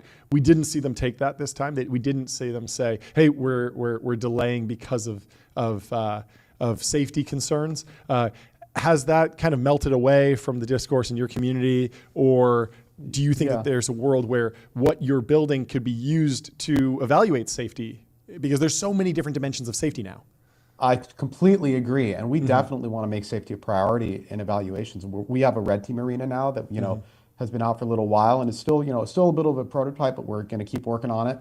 And I think it's really critical. I don't know about the initial question about, whether or not that's used as an excuse or not. That's kind of, I don't know, that might be above my pay grade. I don't hear a lot of those internal conversations, but I certainly think that subjective evaluations are going to be important for safety. Jordy, anything else? No, this is great. I'm excited. Yeah, thanks so much for coming on. This is Congratulations fantastic. on the milestone. Excited Great to meet the two of you and keep in touch. Yeah, come back on again so soon much. when you have news. See you guys later. Bye. Cheers. Really quickly, while we have I our feel like next... humanity has a duty to everybody should be required. It should be forced. You got to go on Lumarina daily, 5 minutes a day. Yeah. Every person on Earth. Yeah. What do you got, John? We got Bezel. GetBezel.com. Your Bezel concierge is available now to source you any watch on the planet. Seriously, any watch. And our next guest is here, Dylan Patel from SemiAnalysis. We'll bring him in. Welcome to the show, Dylan. How you doing? Boom. What's going on? Dude, this live audience is fantastic. Yeah, I mean... we actually do have a bit of a live audience. We have 4 people in the studio today, but we also have a soundboard going, giant gong. Let's go. If you want to drop a big number. Yeah, if you have any big numbers to throw out, we'll hit this gong. Why don't you just hit it, John? Just tell Dylan's us, been on a generational run. Yeah, just give us a big number. Hit it for SemiAnalysis. There we go. We got the gong cam. It's so loud. I'm sorry. What's happening? How are you? Great to meet you. It's fantastic. I'm having a fantastic day. That's awesome. I really enjoyed your China Talk episode, the update to the AI lab tier list. I asked some folks about that. I have some follow-up questions, so maybe that would be a good place to start. OpenAI, I mean, it sounds like they're not backing down from bigger and bigger training runs, but can you give me a little bit more insight into what it means to do a big training run now? Because they're still pre-training, like the RL stuff is scaling up. Like, what is the shape of the next big run, if that's even the right term to use in this era? Yeah, so there's efficiency gains on multiple layers, right? So pre-training, you're not simply just going to scale it larger and larger as your only avenue of spending resources, but you are constantly getting efficiency gains, right? Something that lets your model be 10% more efficient to run or train, but involves changing the algorithm. So people are still doing pre-training constantly, but they're not, OpenAI's Orion or GPT 4.5 was a run so large that they literally can't scale it up any larger until like end of this year when Stargate starts being operational, right? They literally just don't have a cluster that's bigger. So it's primarily them evolving their model architecture, continuing to get efficiency gains, right? So for example, GPT 4.1 was an efficiency gain over 4.0, and they're going to do another one of these sort of efficiency gains, step up in model size somewhat, but not as far as 4.5. So that's on the pre-training side. But all the eyes are on the reinforcement learning side, right? That's where they're doing all these crazy things or cool things, right? Whether it be, O3 specifically for just regular reasoning, and O4 is coming out soon enough, or it's deep research, or it's multi-agent systems. There's tons of work they're doing, spending, training, compute on training larger and larger models, in terms of more compute spent on RL, not necessarily model size, right? Because your model size is baked in at pre-training. Yeah. With Stargate coming online, is there really no other way around that? Like, I feel like AWS is really big. There's like other big clusters out there. Can they just not get access to those, or do they truly not exist? And will Stargate be like first of its kind?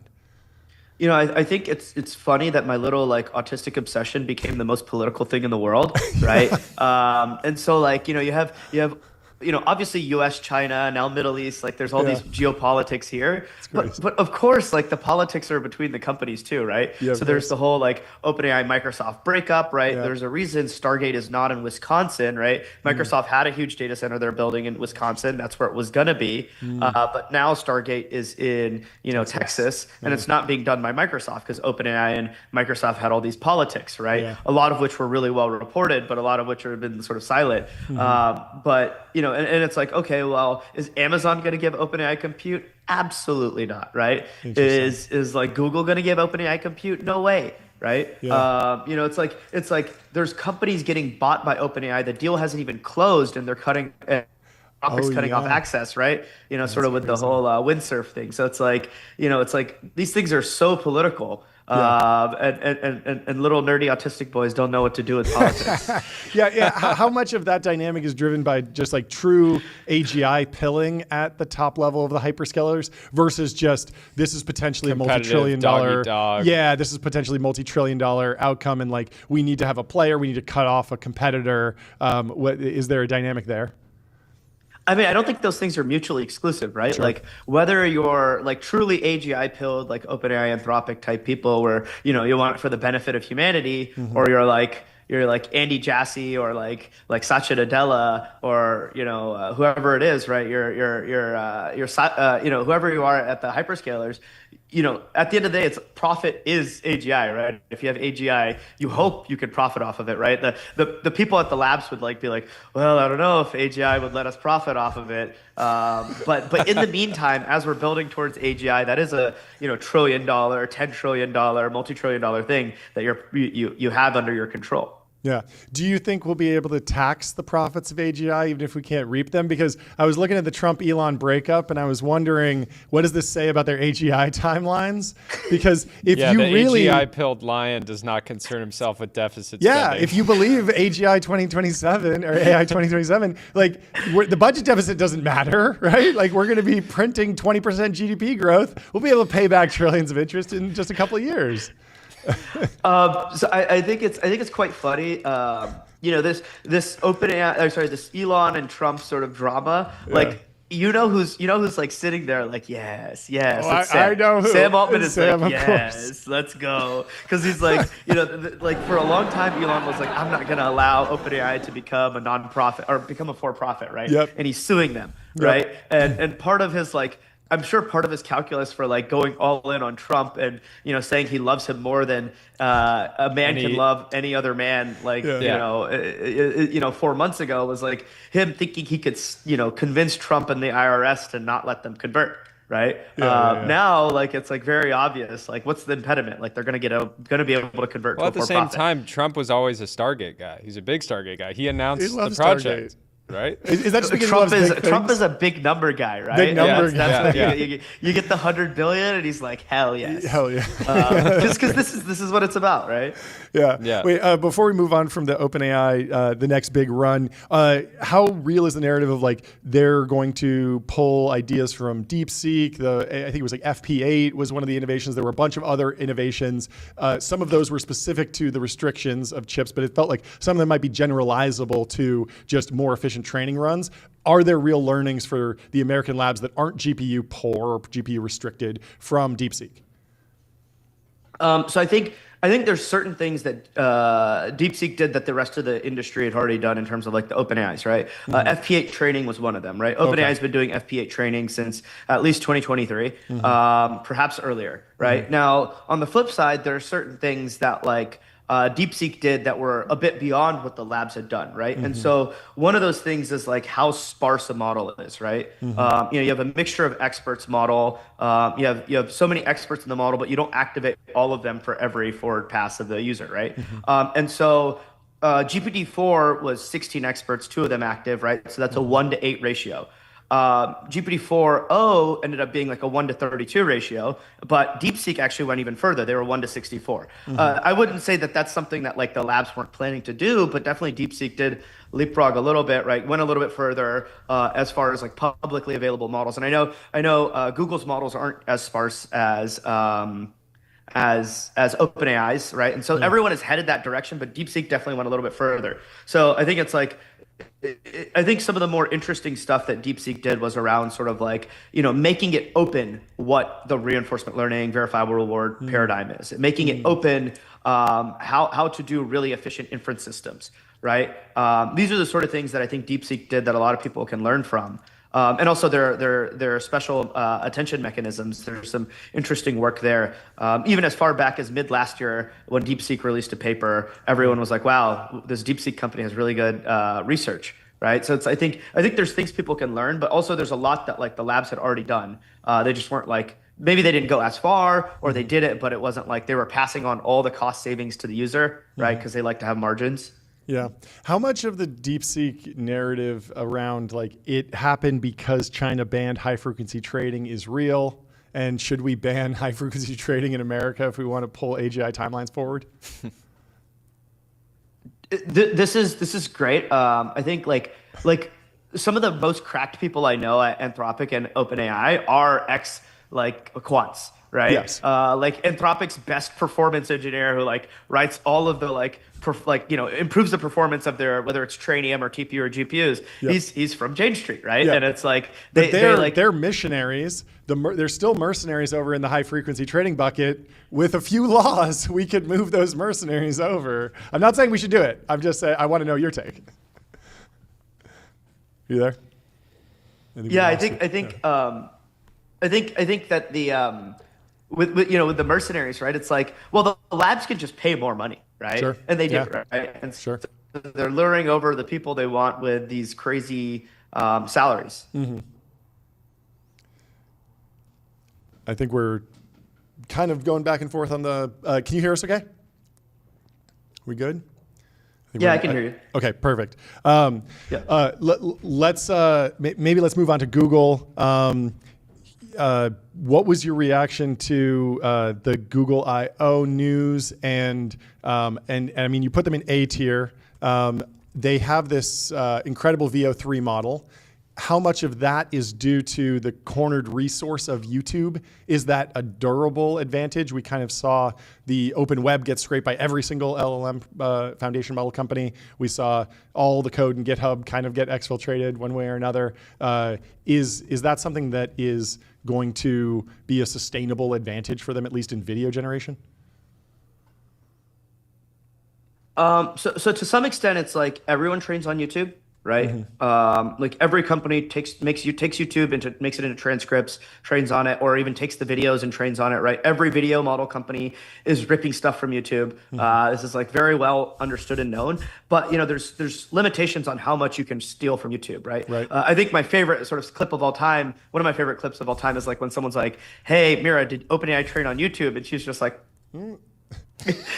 If you know the meme. Yeah, there's definitely some data that got out, but there's the scale of data. Like with YouTube, it feels like if you were to tokenize it and then compare it to GitHub's tokens, like you're looking at orders of magnitude, and that seems important in terms of just right. I don't think you can just rip all of YouTube like that, right? Like they have protections against that, right? Sure, you can engineer ways around like pulling some videos, but like.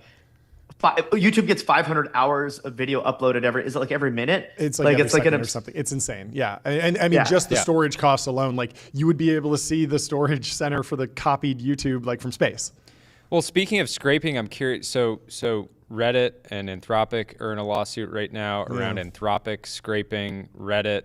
I was surprised that they didn't have a deal in place. Do you think there was, meanwhile, Gemini has a deal, OpenAI has a deal with Reddit. Do you have any insight into why Anthropic would, not even make something happen when clearly it's sort of a valuable and important platform to train on? I mean, like the data's the moat, right? And if you can get away with getting the data without paying for it, then you're going to do that, right?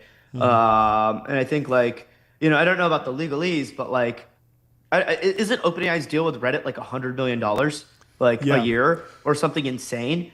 Gemini's like 60. Yeah, they're both around 100 million a year, and that makes up about 20% of Reddit's overall revenue.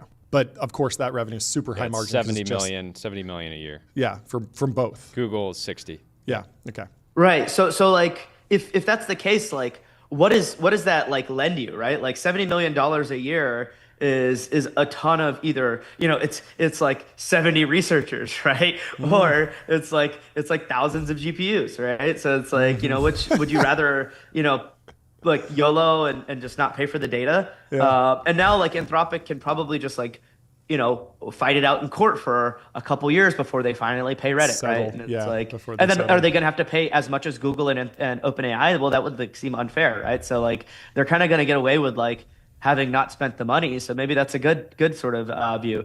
Obviously, there's also the view of like, well, it's not actually like stealing data because it's like training on it, whatever. Yeah. Totally. That's interesting.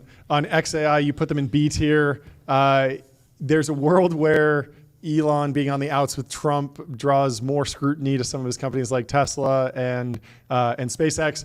XAI feels like completely off of the political agenda in Washington. So maybe this is a bull case for XAI because Elon has more time to focus on it if he's not spending less time in Washington. What's your view on XAI right now? I have a fun anecdote, right? Please. So I have a buddy who works in like manufacturing optimization at Tesla of like specifically how they like press the steel parts and like, make the body, right? And he's like, dude, I haven't had a meeting with Elon in like 9 months. I'm fucked.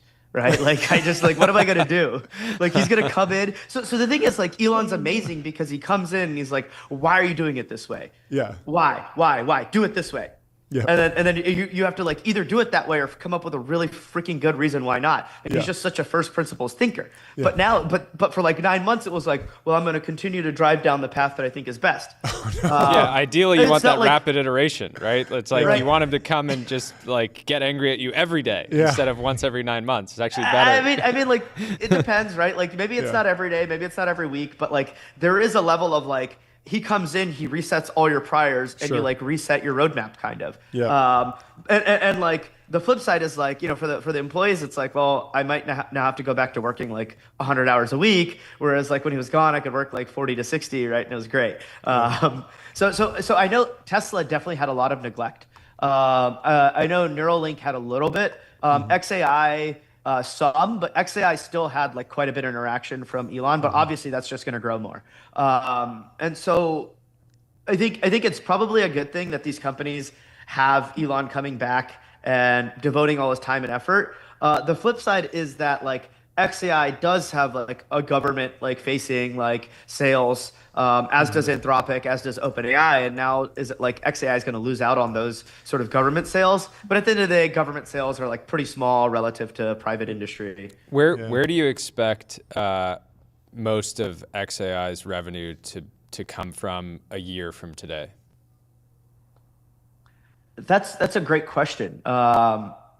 I don't think it's consumer, right? Because probably most of their revenue today is like the Twitter subscription, right? I guess because XAI is X now, right? So well, so like the categories that matter, it's like consumer, developers, and then traditional enterprise, right? And is there like people don't seem to be plugging Grok into Cursor or Windsurf, and we haven't seen people vend Grok, but it's just so early that maybe they could win in certain. You need anti-woke receipt processing or something. Like so it's just at some point, there's going to need to be a lot of revenue on the XAI side. It can't, X, the everything app can do a lot of work. Maybe they add payments and things like that. I'm curious if you think that the merger is actually net good for X, the social media platform, in the long run, because my concern is that it's actually X, the social side of the product, that will really suffer over the next few years. But I'm curious what your read is. I think it was clear before the acquisition that X had a lot of debt, and they didn't generate enough profit to pay it off.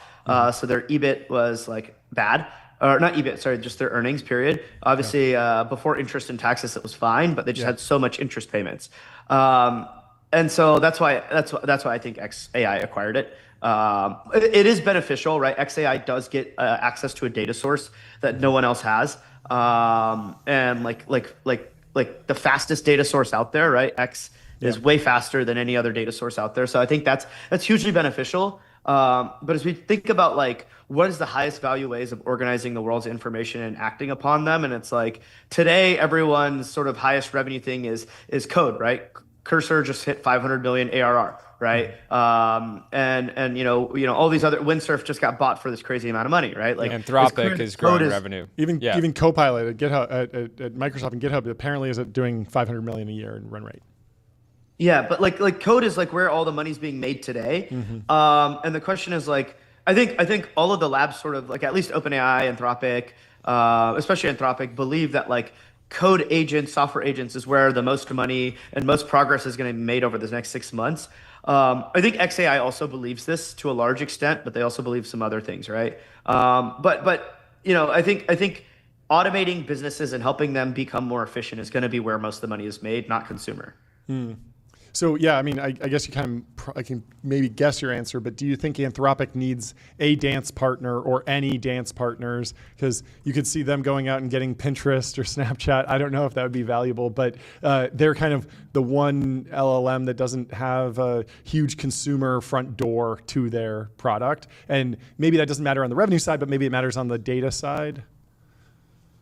Yes, I think they're just too AGI pilled to think consumer matters at all, right? Like they don't care about voice modality, right? Like they just don't think it matters. Crazy. And it's like voice matters a lot, right? At least for like consumer applications, right? Yeah.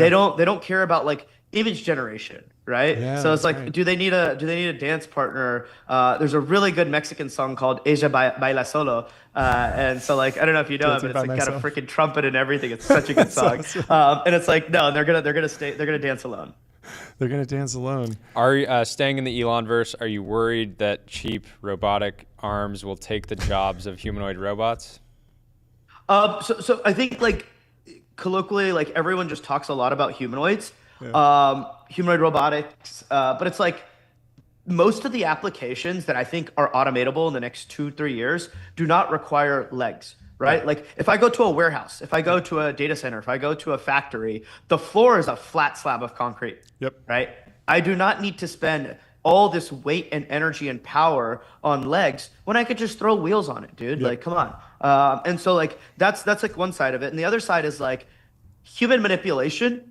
It's actually funny. Like AIs are going to be way better at us than like software than they are going to be at like just manipulating, right? Yeah. Like picking things up, right? Like it's like hands are freaking incredible, and no, we aren't even close to human level hands on a physical basis, let alone the AI that we have in our brain that's developed over thousands and millions of years versus the sort of language capabilities which have only evolved over the last 5,000, right? So I think it's going to be hard for humanoid robots to be like take off immediately, but there's tons of applications where humanoid robots will still be able to do basic things that are capable, like low risk of getting it wrong, so you can try again. And then the other aspect is, what about like I cut the cost of a humanoid robot in 1/10 because I have wheels. And so I cut weight down dramatically, and it's way more efficient. And instead of having fully formed hands, I just have like 3 gripper fingers, right? Yeah. And that's all I need for like data center automation. I just got to plug in things and take them out, right? Unscrewing things. Maybe my arm is just a screw, and then the other one is like a 3-finger, right? And it's like, this is way, way cheaper and specialized to the task than a humanoid. Not that I'm like against humanoids, but as far as like, robot arms, yes, that's part of it, right? Like a lot of tasks, it could be a stationary robot arm. But the important thing to consider here is that literally all of this will be made in China. None of it will be made in America. Why is that? The supply chain for Chinese robotics is... Soundboard pro. We're very pro-America here. Yeah, the audience is very right? America-pilled. Yeah.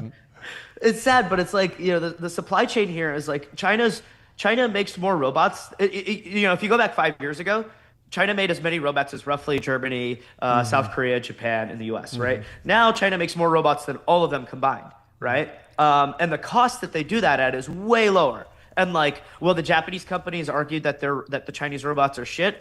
Yeah, but like you speed run up like quality faster than you speed run down on cost. Yep. And like the same applies to like Germany, although Germany sold some of their best robotics companies to China and all the tech got transferred. But like, it's like we don't have the manufacturing supply chains to turn, raw goods into motors or into actuators. And if we can, or when we do, it's like it costs 10x as much. Yeah. And so it's just like, it's impossible, at least without like some huge industrial policy for the US to compete here.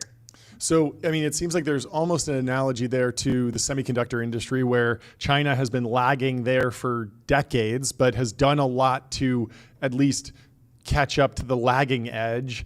Are there any policies that or investments or industrial policy that China did to at least stay in the game to the degree that they did that we should be stealing from them and doing here for robots and manufacturing? 10 5-year plans back to back. Yeah, we need 10 5-year plans. I think the funny thing is that when you look at industrial policy, the way China does it sometimes is more capitalistic than the way we do it. Now, obviously, like giving a bunch of money to an industry is not capitalistic, but the exact policy mechanism of the CHIPS Act versus what China does is like so much better, right? So like China does like, oh, you just get like X subsidy for manufacturing a certain amount, right? Rather than like, oh, it's a company by company deal and this company gets this money for this plant, right? Or like, hey, we're just going to subsidize the land in general for this. Or hey, if you build a fab that is 28 nanometer, you don't have taxes for 10 years, right? And so stuff like this is what China's done, and that's had them like dramatically increase their semiconductor spend. You have things like the National Railway Company is now making power semiconductors, right? Because they make profit, and they're like, well, if I make fabs, then I can blow all my profits from the railway in that, and then all my fab profits will just be profits without tax, right? And so now one of their largest railway company is like the third largest power chip company in China and like top 10 in the world, and over the next few years they're going to be top 5 period, right? Across the whole world. And I think like things like this are like interesting industrial policy, and probably we can get like the car companies, and various, like John Deere and like all these like automation, like these mechanized things to get them to start pushing into robotics, right? Because like BYD's pushing into robotics, and like obviously everyone knows about Unitree, but like Xiaomi's making cars and getting into robotics, right? Like all these companies are getting into robotics in China because of industrial policy, and they did the same with autos, right? EVs, they went into EVs because of industrial policy, or they went into semiconductors because of industrial policy. Like America doesn't have that, right? Like we just have maybe we have the startups who are mostly just buying Chinese equipment and repackaging it and pretending like they make it here, like Figure, like Tesla, right? we have American VCs who put American flags in their offices. That's got to count for something, I mean, I'm not saying it's not noble. It's just I'm joking. On Unitree, what do you think the perception of Unitree is in China? Because if you're a believer in the wheels and the different actuators, it feels like they could be more like China's Boston Dynamics, where it's like, oh, bunch of cool videos, but not a lot of actual applications. But the reaction in America to Unitree videos is, oh my God, there's this crazy wave coming. But maybe that's like a misperception. I love that every video of them is just like doing war things. Like, you really want to scare the West? Like, totally. Why don't you just have it like petting bunnies? Like, trust us, the Chinese robots are not dangerous. They should be doing that. Yeah, I was wondering, like, I fully expect that there will be one of those like North Korea style military marches with 100,000 humanoids, and it will just be terrifying, even if the capabilities aren't actually there for real war fighting, just the demonstration. Did you see the humanoid marathon in China? Yeah. But anyway, so to answer your question, right? Sorry. Unitree, yes, we see the humanoids, the robot dogs, but they've actually released a robot dog but with wheels. And so it's just like it's like sticks and it has wheels. And they're releasing a humanoid with wheels. Actually, they just showed it off at this conference in Singapore that one of the guys on my team was at. And so like they're coming with the mobile manipulators, but also you have to recognize, like, for the cost that they make in $10,000, Western companies make in like $75,000 or $100,000, right? So like the quality of hardware they can make. So that's also like an important consideration. Yeah. You said something earlier around all the the next value in models coming from automating businesses. Is the right framework for that agents? Is that how someone should conceptualize it, or is it an entirely new paradigm that's less about agent human kind of collaboration and more so just like full autonomy? Yeah, I mean, the dream is always multi-agent systems, right? Many different agents working together and just doing the job.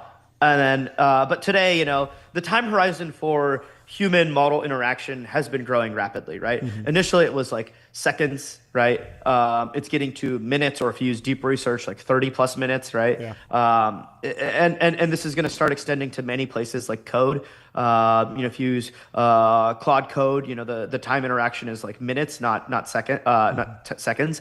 And so I think it's and it can even extend to tens of minutes. I think these agent systems it won't be like a hard like hit, right? Like everyone's expecting sort of like, oh, we have chatbots, now we have agents, but really it's going to be like a blended curve of like yeah, like just like the amount of interaction the human has with the system, becomes less and less and less over time.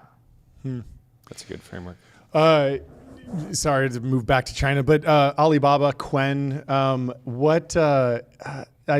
mean, it seems like they're just pumping out like a million different open source models. What's the reaction been to the American research labs? Have we actually learned anything from that? We've had some folks on the show who have been just generally excited to play with so many different research tools, but are they trying to commercialize that? And I guess my big question is like, what is the actual ChatGPT of China right now? Like, what is the consumer front end? So on the latter point, the consumer front end is DeepSeek offered through the clouds, right? So some of the cloud companies like Baidu, Tencent, et cetera, offer DeepSeek, the model, but through their own platform rather than through DeepSeek's. Okay. And some of them will offer it through DeepSeek themselves directly. But the interesting thing to note here is that we sort of have a very big dichotomy here. Part of the reason DeepSeek costs so much less on inference than US models is because the speed of DeepSeek's models, right? And there's this curve, right, of like how fast does the model respond to you versus how many users you can batch together, right? So if I have like, and it's a system and I'm only serving one user, it's going to be screaming fast, right? But if I'm serving hundreds of users, each individual user is going to be slower. Now, the total collective number of tokens I'm generating is much higher. But this is interesting because when I use OpenAI, I get 100 tokens per second. I get 200 tokens per second, right? Same with Google, same with Anthropic, XAI, et cetera, right? Like you type the query and it goes like maybe twice as fast as you can read, so you can skim it, right? But if you do that to DeepSeek, it's like 20 tokens a second, right? And I can read faster than the model outputs. And that's a conscious decision because they're limited on compute on, hey, I want to serve as many users as possible. And so the chatbot style applications are actually very like bad. And that's why Chinese people tend to use like Open Router a lot to access like OpenAI and Anthropic models through in China, even though they're not supposed to, or accessing other companies' models like through other methods. So like I wouldn't say that there's truly a one consumer front end. Rather, it's that as soon as DeepSeek came out, the government started pushing all the companies to offer DeepSeek. But there still isn't a good consumer experience, right, in China. Moonshot is probably the most popular one, but their models aren't that good, right? So it's like I don't think it's won out yet. Yeah, how much of an issue is owning the application layer if you're an independent country that doesn't want to rely on American or Chinese foundation models like what we've seen with Mistral and LeChat? There's this world where you spend all this money to build this data center in your country. You spend all this money to train a model. Maybe you're not at the frontier, but you're close. You're in the game, but everyone just by default in your country just goes to chat.com. And so unless you're willing to ban ChatGPT and you're not going that far, like you haven't truly won in terms of deploying your model with your view on free speech into your populace. Yeah, so I think that's going to be challenging for like there are sovereign AI efforts in all these countries, but like you mentioned, right, LeChat is not like that successful in France. And Mistral is the closest of any like sovereign AI besides China and the US. So like you're going to get all these models, but people are just going to use the consumer. Like it's like, am I going to use like Google models are so popular in India, or like Perplexity is like ridiculously popular in Indonesia for some reason. Like I don't know why, but like these are just like frontier models instead of like from American companies rather than like the domestic model that could be made. And so I don't expect any sovereign AI efforts. So that to like truly succeed on the model level, I do think that like. Sovereign AI can mean many things. It could mean I'm making a bunch of data centers. It could mean I'm making a big neo cloud company. Or it could mean like I'm going to make the full stack with the model. But at any point, if it doesn't get economical, you can always just like rent out, like most of the cost of the GPUs, you can just rent them out to someone else, right? And then like try and recuperate your cost. But you can't really do that with a foundation model that you've trained that has like mediocre weights, right? So that is kind of right. It's like you burned all this money and flops on something that's effectively useless because Meta's open source model and DeepSeek's open source model and Alibaba's open source models crush you. Yeah. Speaking of Meta, I've been trying to work through what's going on there. There's obviously kind of the dust up around Llama 4 launches, but somebody asked me like, what is the bull case? And everyone always says like, oh, recruiting or some beneficial thing or benevolent thing. But I was wondering if there's a reasonable case to be made that if you try and just project out what Meta's LLM spend would have been on other vendors in 5 years, it would have been so big that even if they're constantly on the lagging edge, they're still recouping the investment in training Llama just because they will be able to serve it internally. Is that a reasonable like thesis, or is there something else going on there? Like what do you think of like the motivations and problems with that project? I mean, they have like internal Llama models too that are trained on their internal code base that they can use internally, right? So that sort of stuff is like something they could just never get elsewhere. Yep. But I think it's a multi-factor thing, right? Like the bull case is obviously a personalized AI assistant on my glasses, and that's just always on my head, always serving me up slop. But like, so truly winning in the consumer use case, truly that's the real North Star. Yeah, that seems to be what Meta's actually going for. But as far as like, today they roll out WhatsApp, Instagram, and Facebook models, Meta Llama models to everyone, and they claim they have 500 million monthly active users, right? Which is a lot, right? Now imagine if they didn't offer that, right? Would people start using ChatGPT instead, and now they're out of a Meta ecosystem, and their screen time goes down, and they look at less ads? Or does like Apple Intelligence become more powerful, and people go to Apple Intelligence for their AI because that's the AI that's most accessible? And now all of a sudden, Meta, who already has been screwed by Apple multiple times on advertising, is now getting screwed even harder because all of the like more and more of the data keeps going to Apple, and there's no way for Meta to get access to it. So it's like there's an existential threat here too, right? And so I think it's like prudent that Meta spends on these models. I'm also like a lot more bullish on Meta long term than like most people are. People are like looking at Llama 4 as like a single point in time of like, wow, this really sucks. But there's like two models there, right? There's like Maverick and there's Scout. One of them is really bad and one of them is pretty good, right? Okay. What about Behemoth? Isn't that another? Don't they have a third?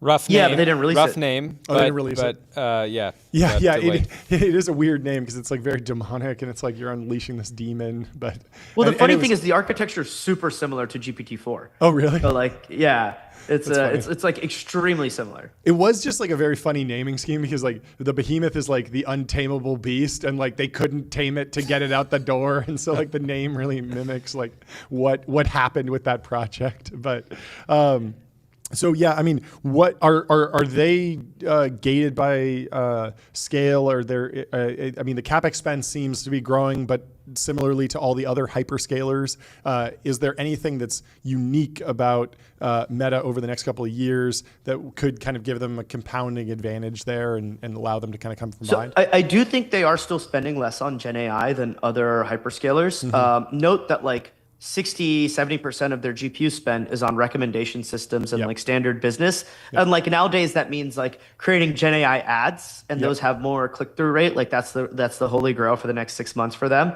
So it's not like there's no Gen AI in there, but like a lot of it is on their classical business. But generally, like they are a player to be reckoned with, right? Like OpenAI has Stargate, Meta has their Louisiana project. I don't know if there's a fancy name for it. And like everyone has like their big projects. And so when we get to 26, 27, everyone's going to have these gigawatt scale data centers with, close to 1 million chips, right? And the game continues to fight on. I don't think that like this is a temporary setback for Meta, but they continue to recruit. They continue to have, good talent. They'll be reorganized, right? Like without pain, you don't like get better, right? So this is a learning experience for them. So on Meta and Scale, they partnered with Constellation on this sort of basically agreeing to purchase nuclear energy from Constellation for the next 20 years. What's your updated take on nuclear? We obviously have these new EOs to help support it, yet it still feels pretty far out, at least for bringing new energy online. How are you thinking about the category? Yeah, so like even like in general, building new nuclear reactors is still going to take a really long time. And if you're a believer in AI 27 or AI 2032, whatever the number is, that's too long of a time scale to matter, right? Like, this is still in the deficits can be largest possible time frame.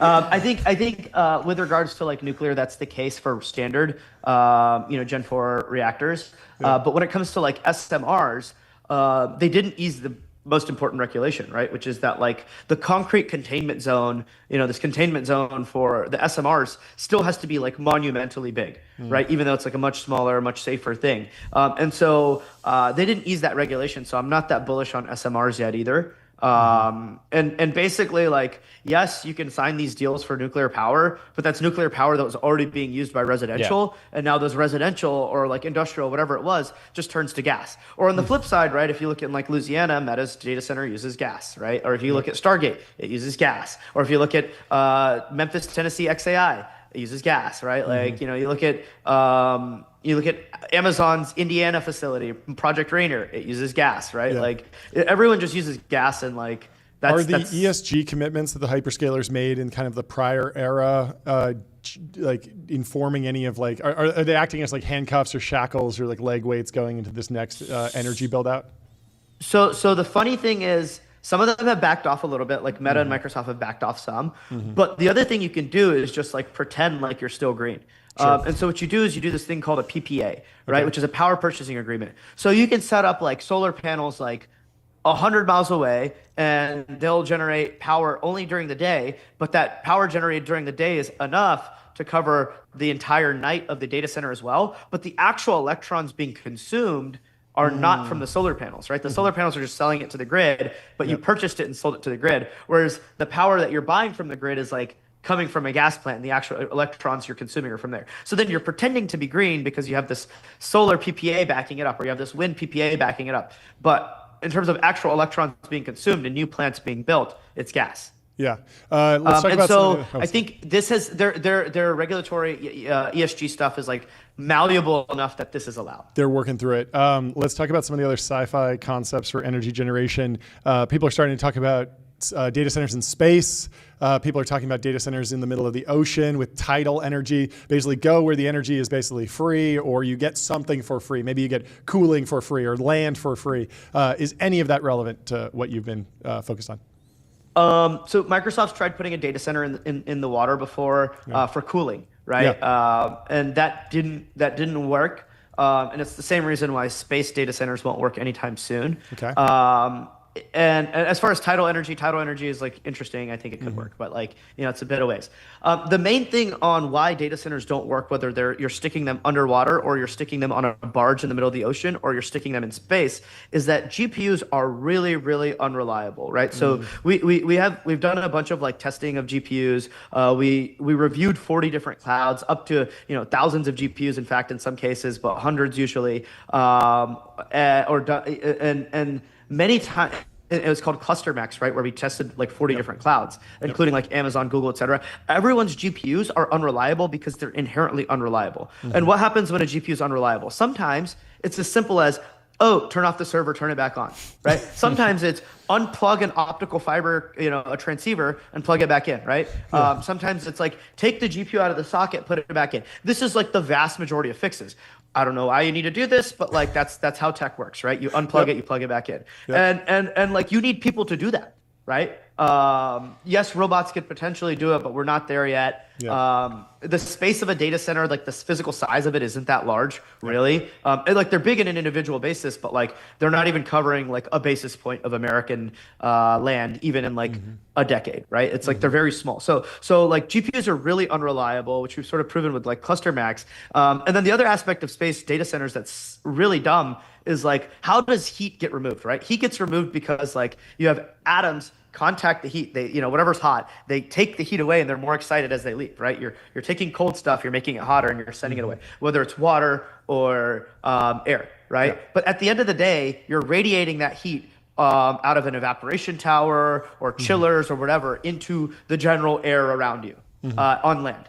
But in space, there's no medium for you to like how many particles are hitting your spacecraft and carrying away heat. And also those particles that are hitting your spacecraft are generally quite excited anyways, but there's just like very few of them. And so like there's no way to radiate heat away, and these things consume tons of power. So like they're unreliable, they consume tons of power. Power is cheaper in space, right? Solar panels, you can have them like constantly having sun, but like it's like, you know, what about the fact that like you got to radiate the heat away? Like tough. people try and put like tiny little computer chips in space and satellites, and they have a hard time cooling those, right? So it's a problem that I don't think is like feasible. Something that's feasible in the next sort of within the deficit spending is okay time frame. I like keep going back to that. Are you bullish at all? Are you bullish at all on new consumer hardware? You know, dedicated hardware for AI. You know. Johnny Ive joining friend.com. You might be calling in from a Rabbit R1 and we don't even know. Are you excited at all about kind of a third device outside of the phone or the computer? Yeah, I think like the Johnny Ive Sam Altman video is so cinematic. It's so good. I'm excited for the product simply because the video is so good, the quality of it. But like I don't know, like I've seen this Apple device that has like it's basically an AirPod with a camera, right? And like that's pretty cool. Or like the AR glasses, right, with the cameras on them, like the Meta Ray-Bans, or you know all the other iterations of that. I think that a new device is definitely coming.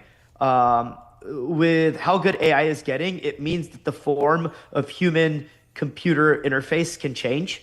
And it can be more natural and more seamless, right? It's not going to be typing on a computer in front of on a desk. It's not going to be, you know, you're still going to have that. You're still going to have your phone, right? But really, I think like this like hands-free compute device is coming, and it's enabled by AI. Now, will Meta win? Will Apple win? Will OpenAI and Johnny Ive win? Yeah, I like Friend. The founder's really cool. Will they be a runner at all? Right? Like, it's hard. It's a hard space, but I think like there's three companies that like seem to have a shot, and it's like Apple, Meta, and maybe OpenAI, Johnny Ive.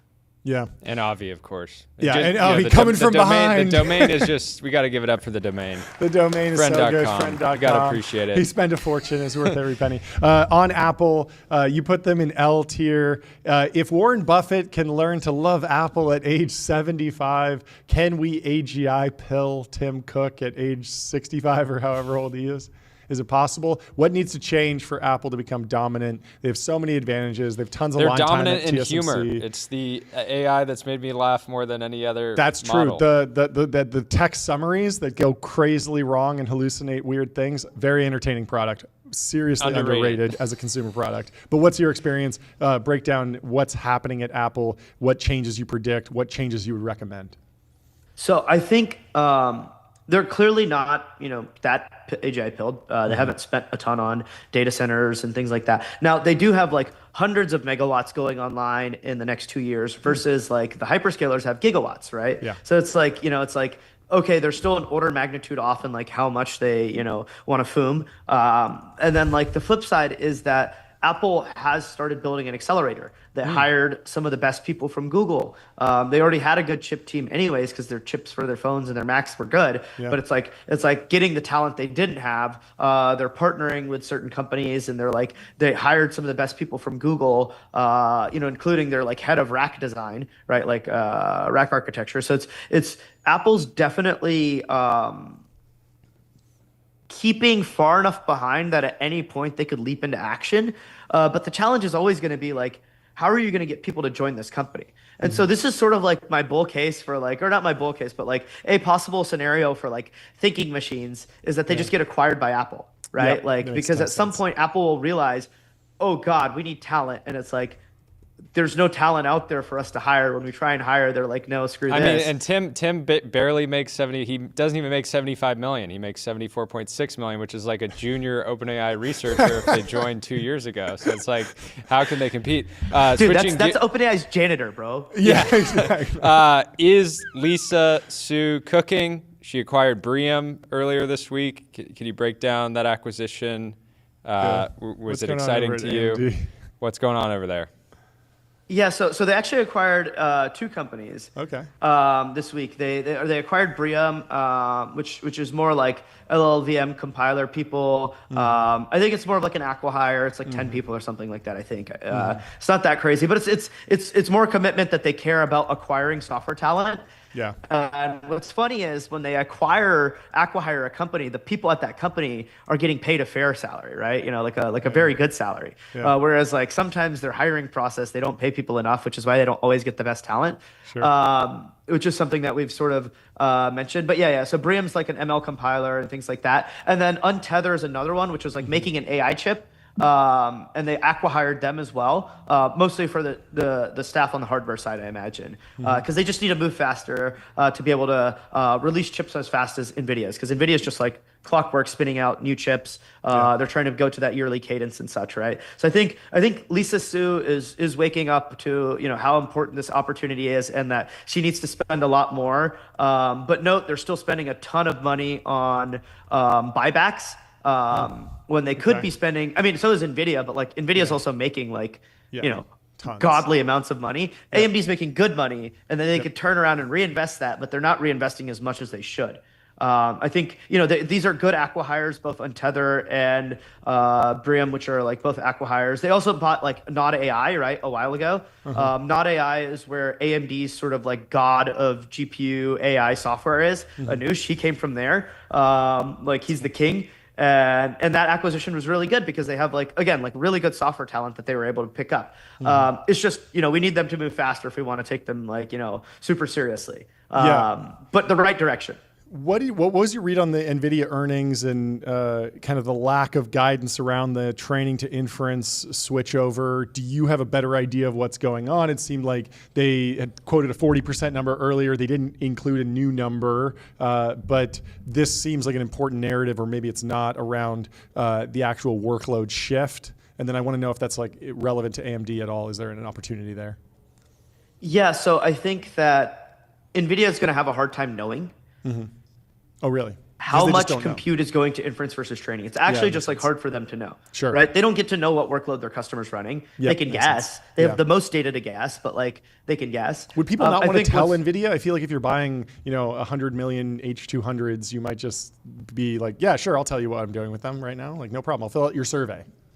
Here's my NPS. I think these companies are very secretive, right? Okay, People like OpenAI won't tell NVIDIA what their model architecture is, even though if they just told them what their model architecture is, NVIDIA could optimize their next generation chip to it way better, right? And so NVIDIA just has to guess. Right, and like hope that they know what OpenAI is doing, but they don't, right? Like, they have a good idea, right? So like I think that's one aspect of it. The other aspect is that the lines between training and inference are blurring, right? In the days of pre-training, your cluster would be training, and then you deploy in inference clusters. But now with reinforcement learning with verifiable rewards, one interesting thing is that traffic is not usual, right? It's like it oscillates, and actually on the weekends, chat GPT is used very little relative to weekdays. During work and school hours, ChatGPT usage is huge. During night, it's not really, right? Except for when like Ghibli slop is trending. It's the only time you have like usage, higher during non-peak hours, which is like work day, right? And so what's interesting is that these clusters have lower utilization, but now I can turn around and start using these clusters at night. For example, I can spin down a percentage of them and I can turn them to reinforcement learning with verifiable rewards. I can generate a bunch of data, verify it, see if it's good or not, whether it's math problems, coding, or some other reinforcement learning paradigm like computer use. I can do it, and then I can keep that data. Then if I ever need to switch over to back to inference as usage is picking up, I just like, okay, stop, no more of that. Here's, put the normal model on there and start doing inference. And that can take like a minute or less, right? Like, so it's like, there is a blurring of lines of what is training versus inference. And then the other aspect is like, can AMD get in there, right? What's interesting is that, AMD has generally taken this approach of like, hey, we're like 80% of the cost and we're the same performance, right? That's sort of where MI300 sort of shakes out. Some scenarios it's higher, some scenarios it's lower, but we're like 80% of the cost. Now, when you look at this new generation of GPUs they're launching, I think next week, MI355, it's 2/3 of the cost of NVIDIA's Blackwell. But performance-wise, is it 2/3 or is it less, right? Or is it more, right? And so this is going to be a challenge. It's going to rely a lot on their software. Meta's really excited about it, but like not too many other customers are. And so the question is like, can AMD get in there? They're targeting inference mostly. But NVIDIA's moving the game really fast, right? They're coming up with these new software libraries that don't just it's not just CUDA, right? It's like they're building the entire inference engine, right? And AMD can't plug into that. It's called Dynamo. So what NVIDIA is doing around Dynamo is really locking AMD out from inference at the non-hyperscalers and labs, because it just doesn't make sense for anyone else to try and replicate the software that NVIDIA is giving away for free on NVIDIA GPUs. What do you hope to see out of companies like Prime Intellect over the next 1 to 2 years? I believe you're an investor in Prime Intellect. Is that correct? So I'm sure a little bit conflicted, but yeah. I invested in the seed, but to be clear, I'm pretty impartial, right? We had this Cluster Max review, and we didn't give them the best review, even though I invested in them personally, right? So it's this is I think what they're doing, I'm really excited about, right? AI is super centralized, right? And this is the only path I see forward, mostly for is that AI continues to be more centralized. There's fewer and fewer players. They have more and more control over our data, over automation of the entire world's economy. This is potentially quite scary for someone who likes decentralized power systems and capitalism and such. Is that centralization begets tyranny? And not that I'm being that dogmatic, but their technology is mostly a technology reason, right? They had cool demos around decentralized training. They've trained models in a decentralized way. They've done reinforcement learning with verifiable rewards now in a decentralized way. I'm very excited about the research they're doing there, and they're open sourcing everything, right? Which is the cool thing, right? You can just go look at what they open source. You don't have to trust anything. It's they have some pretty good software. I'm hopeful that there's a path to all AI and power not just continually being centralized until we, are enslaved by the machine god. But except if SemiAnalysis were to centralize it, I feel that'd be an exception to the rule. People should be able to trust you. Benevolent sort of dictator, world leader. I could see that. Call me the Lee Kuan Yew of AI. For sure. I wanted to go more into those Studio Ghibli moments when people say quick please. Fire off. Would you hire somebody with a Studio Ghibli profile picture, or is that a negative signal? That's good. In our Slack, someone has a Studio Ghibli profile picture. But I like it. And his public profiles are also a Studio Ghibli. Okay. Wow. That's good. Wow. But whenever there's these big meme moments, everyone says the GPUs are on fire. Obviously, they're not literally on fire, but what is breaking? Because is it that there's actually more unplugging and plugging it back in the data center?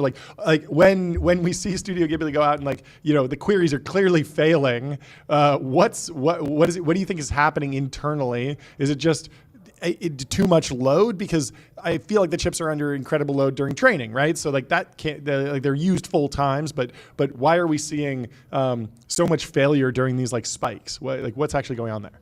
With training, we know what's happening, right? We're saying, hey, in this iteration, you're going to process this many tokens, you're going to update the weights, you're going to exchange them all. Okay, here's more data for you to train on, right? And you just keep iterating, many, many times, every 15 seconds or 30 seconds or 60 seconds, you update the weights and you do it again.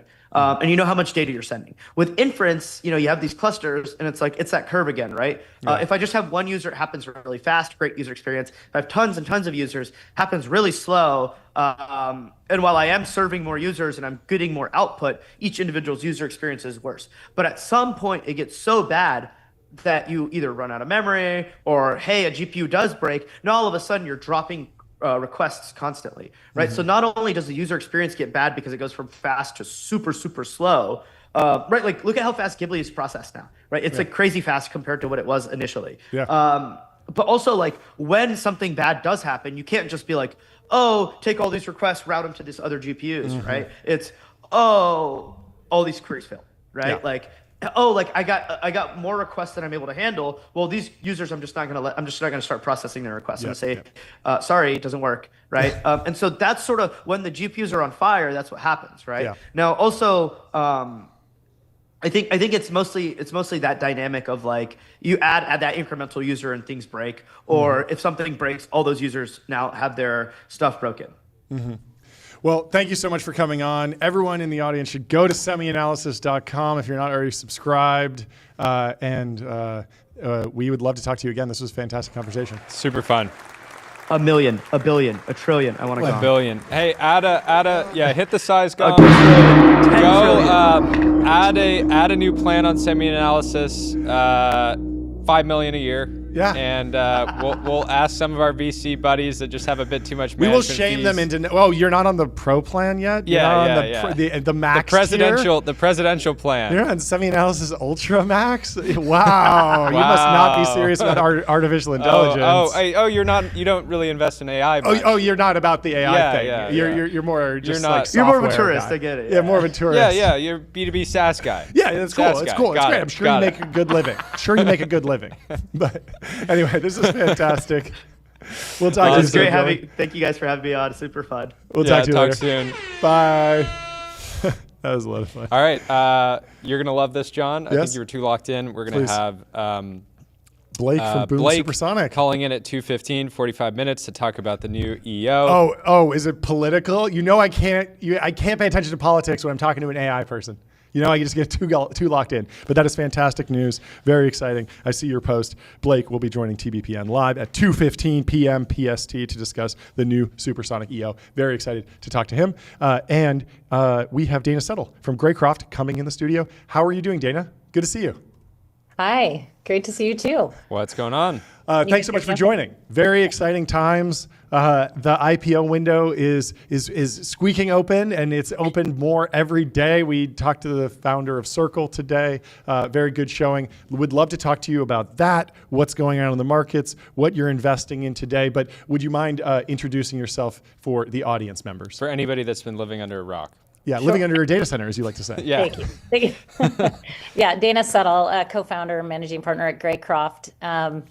Been a venture capitalist for a very long time. Started out in 1998 on Sand Hill Road. So, wow, seen a few cycles. Yeah. What was the first? What was the first big deal that you kind of really tracked or invested in or followed? Like, were you tracking? Like, yeah, what deal allowed you the right to be a VC for more than maybe 4 years? Because it's the first 4 years it's kind of like fair game. You can make some bets, but eventually there needs to be some what was results. The story?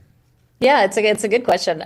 So when I first started in venture, we were investing in all kinds of things, but more it was like networking equipment and semiconductors and storage, and sort of that was building the last the first generation of the internet. And so some of the companies from that era are no longer exist. They're actually bought by much larger networking equipment companies, et cetera. But a similar dynamic where we would invest. I wasn't expecting this question, so I'm spacing on the name of this company, but literally it was like from Qterra. God, Qterra, that's so funny. Optical equipment company, and it was in like 18 months sold for $2 billion. Yeah. Wow. There we go. That's amazing. We go. Yeah. Just to be clear, though, I was the number 2 on it. Of course.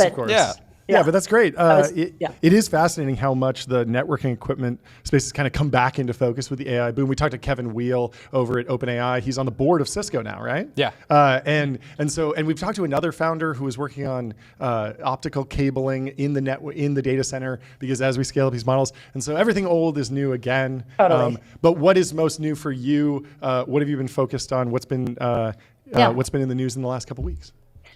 Well, I mean, in terms of what's new and what we're investing in is certainly in all of the sort of AI, everything from infrastructure up through applications. So that's nothing terribly surprising there. But it is interesting to really look back to the history, sort of history of the internet and see how much things are repeating now in terms of what's being built. The other thing that we do is we actually have a sustainability fund, and we've done that in partnership with some strategic partners, so Coca-Cola and 8 of their largest bottlers globally. And what's been so interesting about that is there's such a huge intersection essentially between AI and sustainability. People don't really think about it, but if you look at energy consumption doubling by 2050, I mean, something's got to give. And it's all oil and gas right now. But I think that's where we see a lot of opportunity, not just in renewables, but actually in like the software and hardware for sort of reimagining how all of that's consumed. Yeah, you imagine that all the hyperscalers are going to need to kind of reevaluate their ESG mandates. There's already a lot of companies in the space, like Crusoe Energy, started by flaring natural gas plants. There was wasted energy, and there's obviously a ton of news in solar and nuclear and all sorts of stuff. The energy landscape has been fantastic. Would you mind taking us through the latest IPO experience? How was that? I'd love to hear that story kind of from start to finish, because there's so many VCs that have been in the game for a long time and not actually been through that process, because the companies love staying private. Other reasons too. There's probably plenty of other reasons, but there's been a lot of pressure to stay private, right? Well, it's really interesting. I mean, I don't know. That's like a whole other tangent, and I'm kind of obsessed with it because it is really interesting. If you look at what the public markets are today, which I think is really interesting. It's just really different. It's almost going back to potentially what it used to be, where it was like smaller IPOs, and it was actually, access to growth opportunities to more retail investors. So anyway, but our most recent IPO is a company called Mountain, and it's a pretty amazing story. Incredible founder, serial entrepreneur, technical background, and really, he essentially started the business. I mean, we invested actually in 2011. So this gives you a little bit of a sense overnight of success. The we journey love an overnight and patience. Success. Overnight success. We have a soundboard here for, I like moments like that. It's every founder we talk to. I mean, we talked to the Circle founder, and it was the same thing. He's like, I've been doing this for a decade. And, it's today's amazing. the focus. Actually, well, it's funny to see Jeremy Allaire, talking about, I mean, I remember when he had a video search startup in the last generation. And so it's really interesting to see these, things sort of come full circle. Incredible entrepreneur. No pun intended. Yeah. Sorry, I didn't. But anyway, back to the story of Mountain. So Mountain, Mark Douglas, really, again, incredible founder. He had started one type of an ad tech business, essentially, back in sort of the display days. And when we first invested, just to give a sense, it was a $4 million Series B. Okay. Wow. No way. Just think about what that means today. Now it's like 4 billion. It's a series that's around for ants. It's around for ants. But it needed the capital, and it worked. Yeah. And so, and really, that market changed pretty dramatically when all of the regulation around cookies, et cetera, happened. And Mark had the foresight to take what was $100 million plus revenue business, super profitable, and essentially build an entirely new business, saw that connected television would be the next major ad platform. I mean, and again, seems very obvious now, but definitely wasn't consensus at the time. And he essentially just built that out of cash flow from the old business, sunset that business, and built this one up to now the company that went public 2 weeks ago. We're talking to the founder of AG1 next. I'm interested to hear your take on celebrity partnership. There's so many different configurations, whether it's just the celebrity investing just like any other investor, and then maybe they add some value to co-founding the company, incubations. What is your view on the role of celebrities or people that bring differentiated value add in the startup ecosystem? Well, I think what you just said is the key, which is differentiated value add. And, in the case of Mountain, we did partner with Ryan Reynolds and his marketing agency. And, and that was sort of a fortuitous connection. But, it really just, I actually was introduced to Ryan and his team as they were sort of thinking about what to do with their agency. And it was just in this moment where I was like, wow, what you guys are trying to do in terms of really making ads that sort of, move at the pace of culture. Yep. Like, I have the perfect platform for you. And, really Mark and Ryan just sort of saw eye to eye on really how to build this business. But again, that was so really authentic to Ryan and his team. It's just like what they want to do. They want to make really cool ads that really resonate with people, not to just make ads, but really, to sort of make them at the pace of culture. And Mountain is the perfect platform for that. And that's why I think it's worked so well. And we saw literally, I mean, the crazy thing is when you think about, I think about celebrity or influence as being largely marketing, right? I mean, and so if you sort of look for like a dollar for dollar replacement, totally. Mountain's inbound leads went from like 2% to over 60%. Wow. That's crazy. Well, it's also interesting to think in a B2B business like Mountain, like somebody like Ryan Reynolds effectively acting as a sales rep and just like messaging a CEO and being like, hey, I'd love to set up a demo with you. And it's like that impact alone in terms of bringing spend on the platform. I mean, we've been kind of joking about this. We talk about ourselves as like enterprise influencers because all of our sponsors are basically B2B companies for the most part. And it's just like, it's kind of a new era, but it's working. And Ryan's clearly carved out just a very unique position. He's not just somebody you just pay to show up for an ad. And there are celebrities that have built great businesses on that, but he's taking a very different tact. I'm curious, when you made the Mountain investment, was there people maybe in the investment committee or other investors that were friends that sort of were writing off TV at the time? Digital was exploding. And now, looking back, it's like TV advertising has exploded. It's continuing to grow. Even in the US, I think sometime past 2030, it'll be well beyond, $100 billion in spend just here in the United States. So TV advertising is clearly not going away, but I could imagine 10 years ago, a lot of, a Facebook PM that became an investor would probably have written a memo that said like, this market is going to, go away or at least shrink. Yeah. And I would clarify, a couple things. I think 10 years ago for sure. I think TV advertising is changed. This is largely advertising on connected television, streaming television. So really the distribution has fundamentally changed. But we actually had investments in some companies that, like 15 years ago that were actually, improving the process for television ads. And we sold those businesses gratefully and made a profit on them. So when Mark proposed this, I think what was counterintuitive is all of those businesses were subscription. The idea was not to have ads in those streaming services, right? Yeah.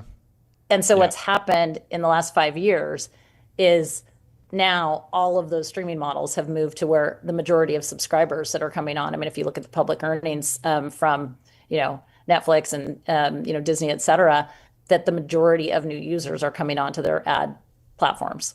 Yeah. Do you have? I'm sure. Investing and being in LA often, there's probably celebrities that come to you with like, hey, I want to get into venture. I want to have exposure one way or another. And there's so many different models. Do you have any recommendations for all the celebrities that are listening for the best way to get exposure to tech or just patterns to avoid so that they don't get over their skis? Yeah, look, I think it's like anything, like whatever you're truly, really curious about and you really want to dig into, that's where you should spend your time, right? I think if you're just sort of dabbling, I guess if you want to have investments to sort of talk about because you think it's like just in the zeitgeist, then great, like invest in some funds, Exactly. But I was going to say more celebrities should just LP. Yeah. It's like either LP or like be deeply involved in the company. But yeah, exactly. Yeah. Or if you just want to, kind of learn about investing, like that's a great way to do it. Yeah. I think if you want to actually be, direct investing, angel investing, I think actually, again, just sort of following like your true curiosity and the areas where you can really make an impact. And that's why I think like with, again, going back to Ryan and his team, they're amazing marketers. Best in class. Yeah. And so, I think that's where, I would just sort of like encourage any celebrity to do what they're truly passionate about. And I think if you, look at where things have really worked outside of, Ryan, I think, what Gwyneth has done with Goop, I think it's just, these are just very natural to, there are things in Goop Kitchen, which is another, sort of spin-off from Goop.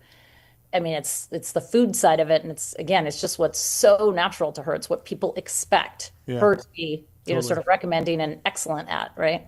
Yeah, totally. What about, what are your thoughts around the evolution of LA's ecosystem on a personal level? I think my last 5 LA County investments were in the Gundo, and haven't done much outside of that. But I'm curious: are you disappointed? Are you accepting? Are you still excited? Do you see a lot more growth here? It seems like San Francisco is certainly sucked a lot of the oxygen out of LA. If you want to be, I had one portfolio company that was, a consumer AI business that was in LA and just like had to bail almost within 2 months just because of the talent. A $350 billion company popping up in San Francisco will do that. But what has your been? Give us the temperature check on. Yeah, Los Angeles. Look, I think there's no question. I think there's a sucking sound back to the Bay Area, and again, it's sort of like early days of any major technological shift. I think that's naturally going to happen.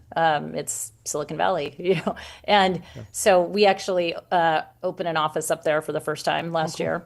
We've hired a new partner up there, team up there, and we're all spending a lot of time up there. For us, I love LA. I moved here. I did spend 10 years in Silicon Valley before moving here, but I moved here almost 20 years ago.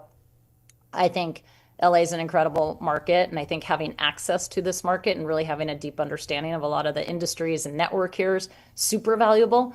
But the talent density from a just technology standpoint right now, Silicon Valley is just a super important place to have a strong network. And so we're spending time both places. We've also, we are spending time also in, the Gundo and in other, and, on other things, which are certainly big growth areas in LA. We also led an investment that we think is super exciting called Whatnot, which is LA-based company, fastest growing, largest live streaming shopping, platform in the United States. So, we think that there'll always be great companies here and continue to be, but there's definitely a AI talent density in the Bay Area. I think we were talking to Gary Vee, when Whatnot exits, when Whatnot exits, it'll be like LA's back, LA's back, and then people will be like, oh, I never lost faith. I never lost faith. Yeah, that's hilarious. Well, we had Scopely also last year. Scopely was fantastic. That's pretty great story, and continue to have a good team here. Service Titan, Mountain is based here. Yeah, SpaceX. Yeah, there's a couple. It's not the worst place. We're doing okay. In the country, but I think LA kind of like surprises people when you dig into the numbers, as opposed to it's not as loud because Hollywood is the thing. It's the Hollywood town that happens to be above expectations in tech and hasn't made as much noise about it. Anyway, this has been fantastic. Thank you so much for hopping on. Yeah, super fun. Congratulations on the big win. We'll talk to you soon. Great to see you guys. Bye. Cheers. Have a good one. Any other breaking news that we need to cover in between our guests? No, we're good. No politics? Yes, we're so back. Let's talk about AG1. Let's talk about consumer packaged goods. Let's bring in Kat from AG1. How are you doing, Kat? Good to see you. Welcome to the show. Boom. Thank you. Welcome. Jordy, I'm going to let you take the intro. Thank you so much for joining. What's happening? How are you? I'm great. How are you guys? We're doing great. It's Friday. We wish it was Monday. We like podcasting a lot here, so the weekends are always tough. But how are you? Busy? Sorry for your wind down. I know. Monday I know. Will be here soon enough. I know. I'm sure you feel the same way. Why don't you give a quick intro, a brief history? We don't like to do make this biography, but would love to have you kind of give your background for the audience. Sure. I'm Kat. I'm the CEO of AG1. I have spent several decades in consumer. I started opening franchises around the world when I was a teenager and had incredible opportunities in restaurants, food and beverage, and franchising for the first 20 years of my career. By the time I was in my early 20s, I was teenager, got to back up. What were you doing as a teenager? You just sort of sprinkled that in there, but I'm sure it's a good story. Yeah, I started working at Hooters restaurants as a hostess when I was 17, putting myself through school.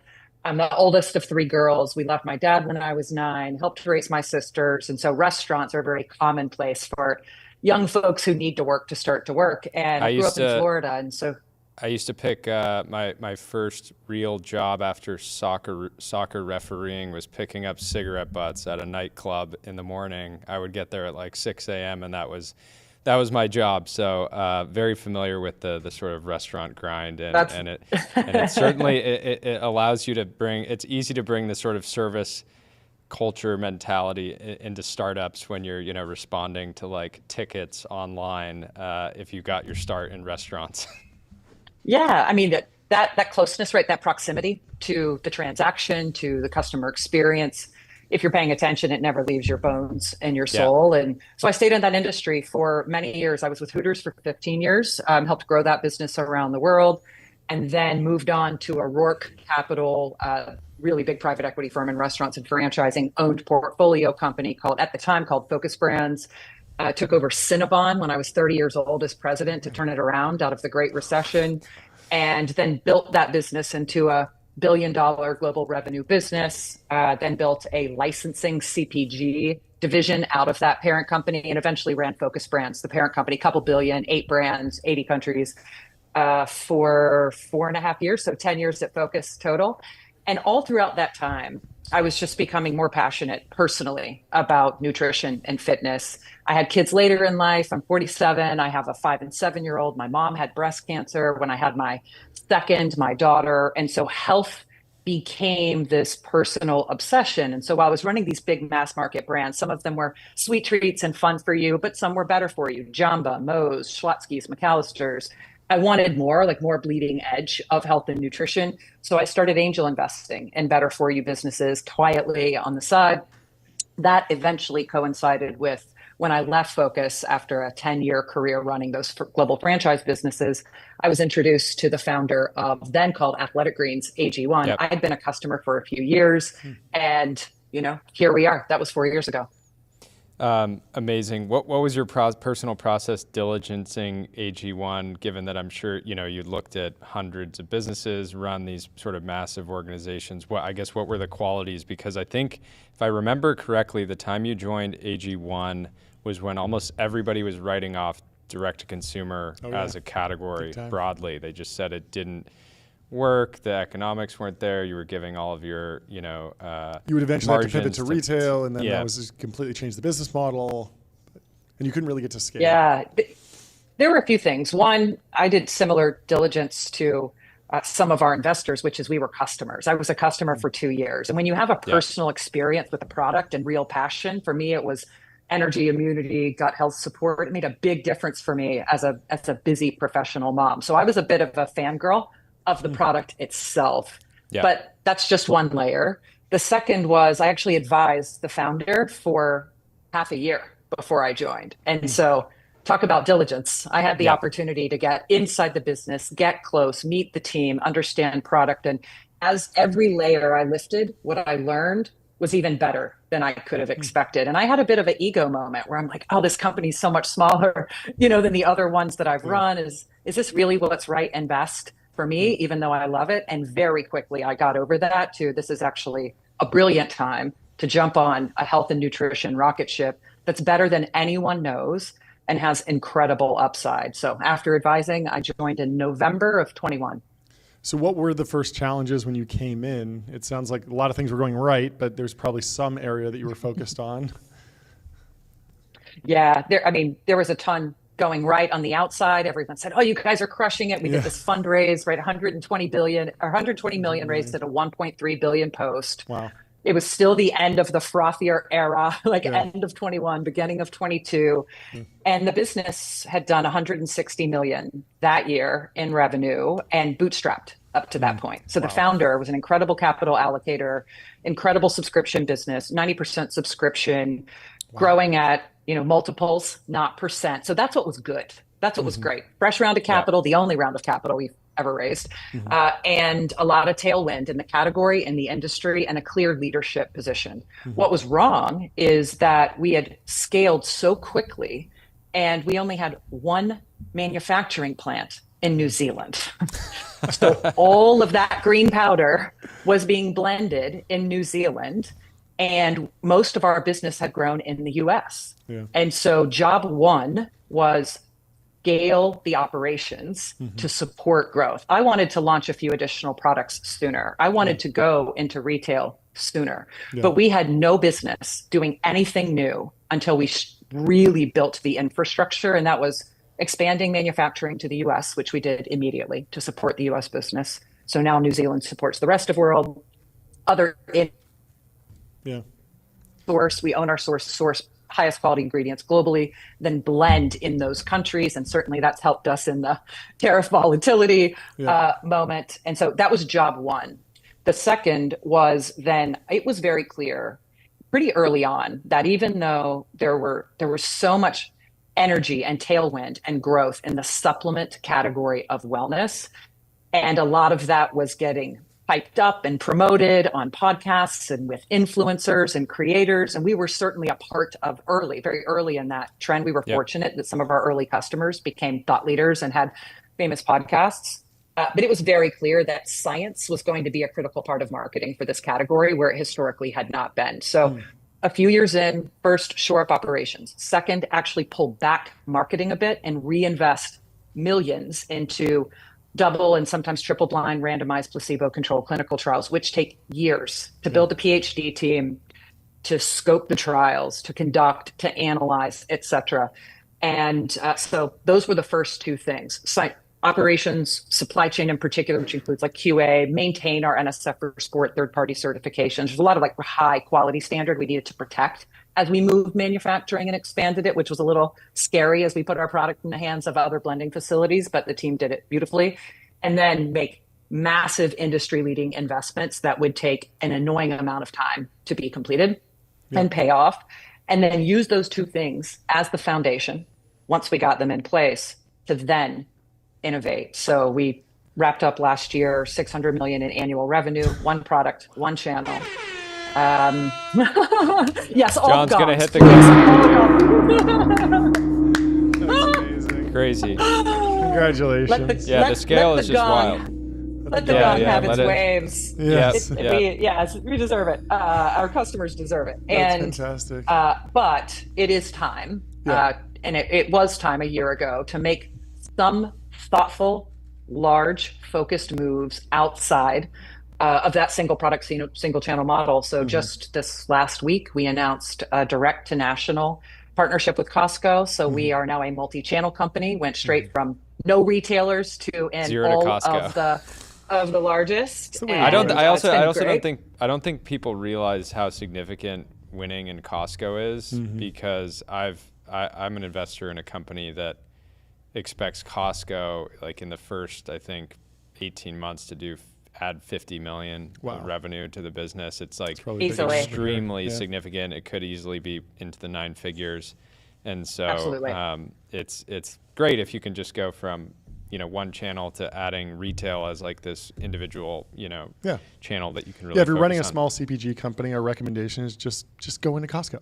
Just win in Costco. Just win in Costco. It's easy. It's that easy. For anyone out there with like a $2 million CPG I'm curious, business, like how much. Costco.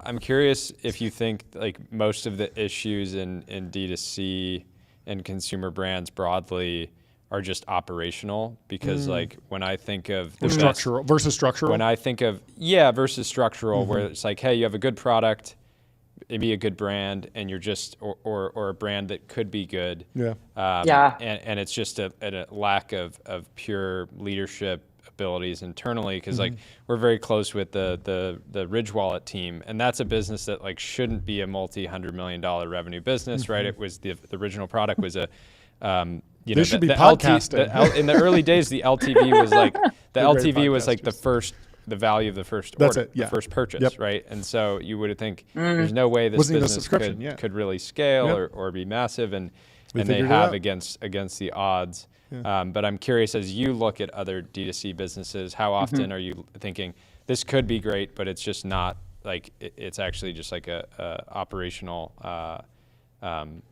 lack, effectively? What's interesting in D2C is I've seen both ends of the spectrum where something is actually demonstrating outsized growth, but there's not a lot of there underneath, and it's a window of time before they hit their CAC wall. And they end up having a lot of unit economic challenges. And it doesn't mean retail will solve those challenges in particular. And then you see others that have beautiful products, incredible retention, but just haven't mastered the art of e-commerce marketing. And so for us, at least early on, I think people gave us way too much credit for being amazing D2C marketers. We were not. We had a phenomenal product that it didn't matter what type of marketing we use to have people learn about it, right? Any marketing is just awareness and trial.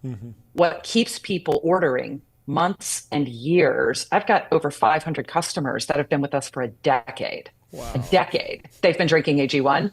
That is not because a podcaster told them something. It's not because of a billboard or sponsoring a sports team. It's their experience. And so I don't think we can remove consistent quality and that compounding resulting both growth from those customers individually, but we call it the referral quotient. Our number one driver of customer acquisition, our post-purchase survey. How did you hear about us? How did you first hear about us? Friends and family. Number one, by a mile, bigger than podcasts, bigger than influencers, bigger than television. We're full funnel. We're pretty well distributed from a marketing strategy. I was just listening to you guys talk to Dana. She's amazing and their portfolio is phenomenal. And whether it's television or community and activations, it's all a part of our approach. But D2C really has to have that incredible experience to have its chance. I mean, we were rewarded for our focus, right? Pretty unusual to get to 600 million with a single product. Yeah. And we weren't even on Amazon. This is just drinkag1.com. And that's unusual. And I do think that might be part of a challenge for some D2C businesses is if they don't get traction or they're not seeing that retention or the LTV they want, then they go wide, like SKUs and offerings, and you get distracted. But if you can focus and really differentiate, then that traction is there and the unit economics perform to the best that they can as the algorithms change and as the structure, to your point of structure of digital marketing changes. On the other side, retail, yes, it's a revenue channel, but it's brutal and your product is in the hands of someone else. And, but it is marketing, right? It is eyeball, the shelf is a billboard. And so if you can do it well, I believe it is synergistic with D2C, not the maybe predicted or feared cannibalization that some might think going into retail. I'm glad we didn't go in early. This is our time. This is the right time for us. But we have an unusual business in that people stick with AG1 for so long. Yeah. Do you have a reaction to the news this week or last week that Nike is going back on Amazon, sort of a pivot away from their direct-to-consumer strategy? Yeah, I think Nike got a little too inspired by you guys. I think they might have been trying to copy you guys. They saw you putting up phenomenal numbers. They're like, AG1 was the last holdout. They're the last holdout. If they're there, all bets are off. Yeah, exactly. Welcome back, Nike.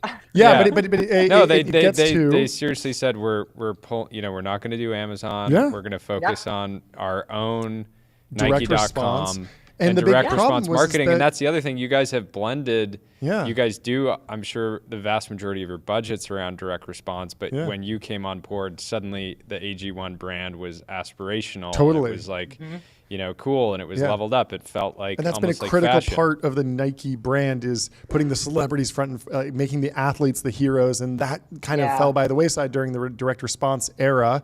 Hopefully, they're getting back to it. People were talking about Caitlin Clark is signed with Nike, but most people don't even know it because the particular shoe that she wears is like a limited release, and so they've gone this like very odd strategy. So, just general lessons from Nike or reactions to the relationship with Amazon there. I mean, look, it's similar to us, and may we be a Nike one day. What a phenomenal brand. Seems like you're on the way. But they've had their bumps as all scaled companies do. And we, several years ago, as part of that pullback in that lower funnel marketing and investment in human clinical trials to raise the standard in research, we also moved the marketing spend we protected to more upper funnel, right? Building brand, brought an incredible CMO recently, former CMO of Yeti. He's a creative genius and really deeply believes in community. He always says niche to be mass, like go to your people, be deep, be there for them. And we have a lot more ground game happening now. And so that investment in full funnel marketing, you get a greater return if you're in more places, including the world's largest e-commerce retailer being Amazon. So for us, and I know this was a part of Nike and even some other brands' calculus in either going off or never being on, for us, there was so much tailwind in organic search and growth. We didn't need to be there to grow the way we grew, and we could barely keep up with the growth that we had. It got to a point where three things changed for us, and I can't speak for Nike, but I'm assuming this is a piece of the pie. One, there was a growth of counterfeits and resellers. And to protect our brand at scale, And, this isn't a shoe. It's something people put in their bodies. That's a safety issue. That's a brand issue.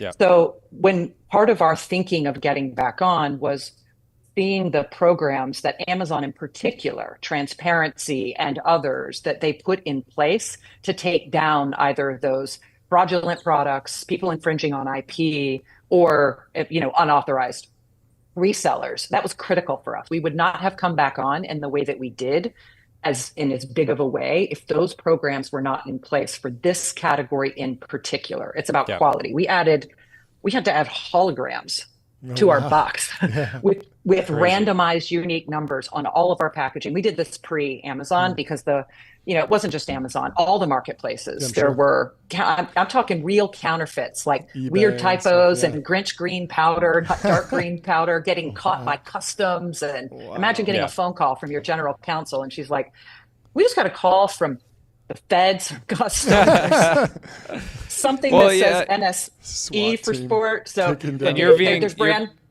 being a very, like a politician about this, but when I talk to portfolio companies in the supplement space about Amazon, it is just their number one of their biggest pain points and just a massive source of frustration around counterfeiting, around, all the sort of issues that you're When we got back on, it was gone. Yeah. Gone. And now we're a meaningfully scaled business, right? So they've really, this is not being diplomatic. I had a ton of risk to my brand and it is now gone on that platform. Those are the facts. The other issue was that because the resellers were there, even if it was real product being resold, I couldn't tell you how old it was, the shelf life, the stability. So I still had a quality concern, but as big of an issue for e-commerce marketing was it was driving my ratings into the ground. So our brand ratings on Amazon were awful. And so if you would search AG1 on Google, you'd get these great ratings from our site or other sources. And then Amazon, 2 stars, 3 stars. I mean, it's horrific. And so as soon as we got back on, resellers are gone, counterfeits are gone. We have a limited product assortment there so we can be there meaningfully, but keep D2C as the place for expansive SKUs. Ratings went through the roof because customers are having a better experience. So it's search. It's about search and discovery as well for us. Where is your team getting the most leverage from AI? There was news this week from Meta talking about wanting to be, basically help advertisers actually generate ads.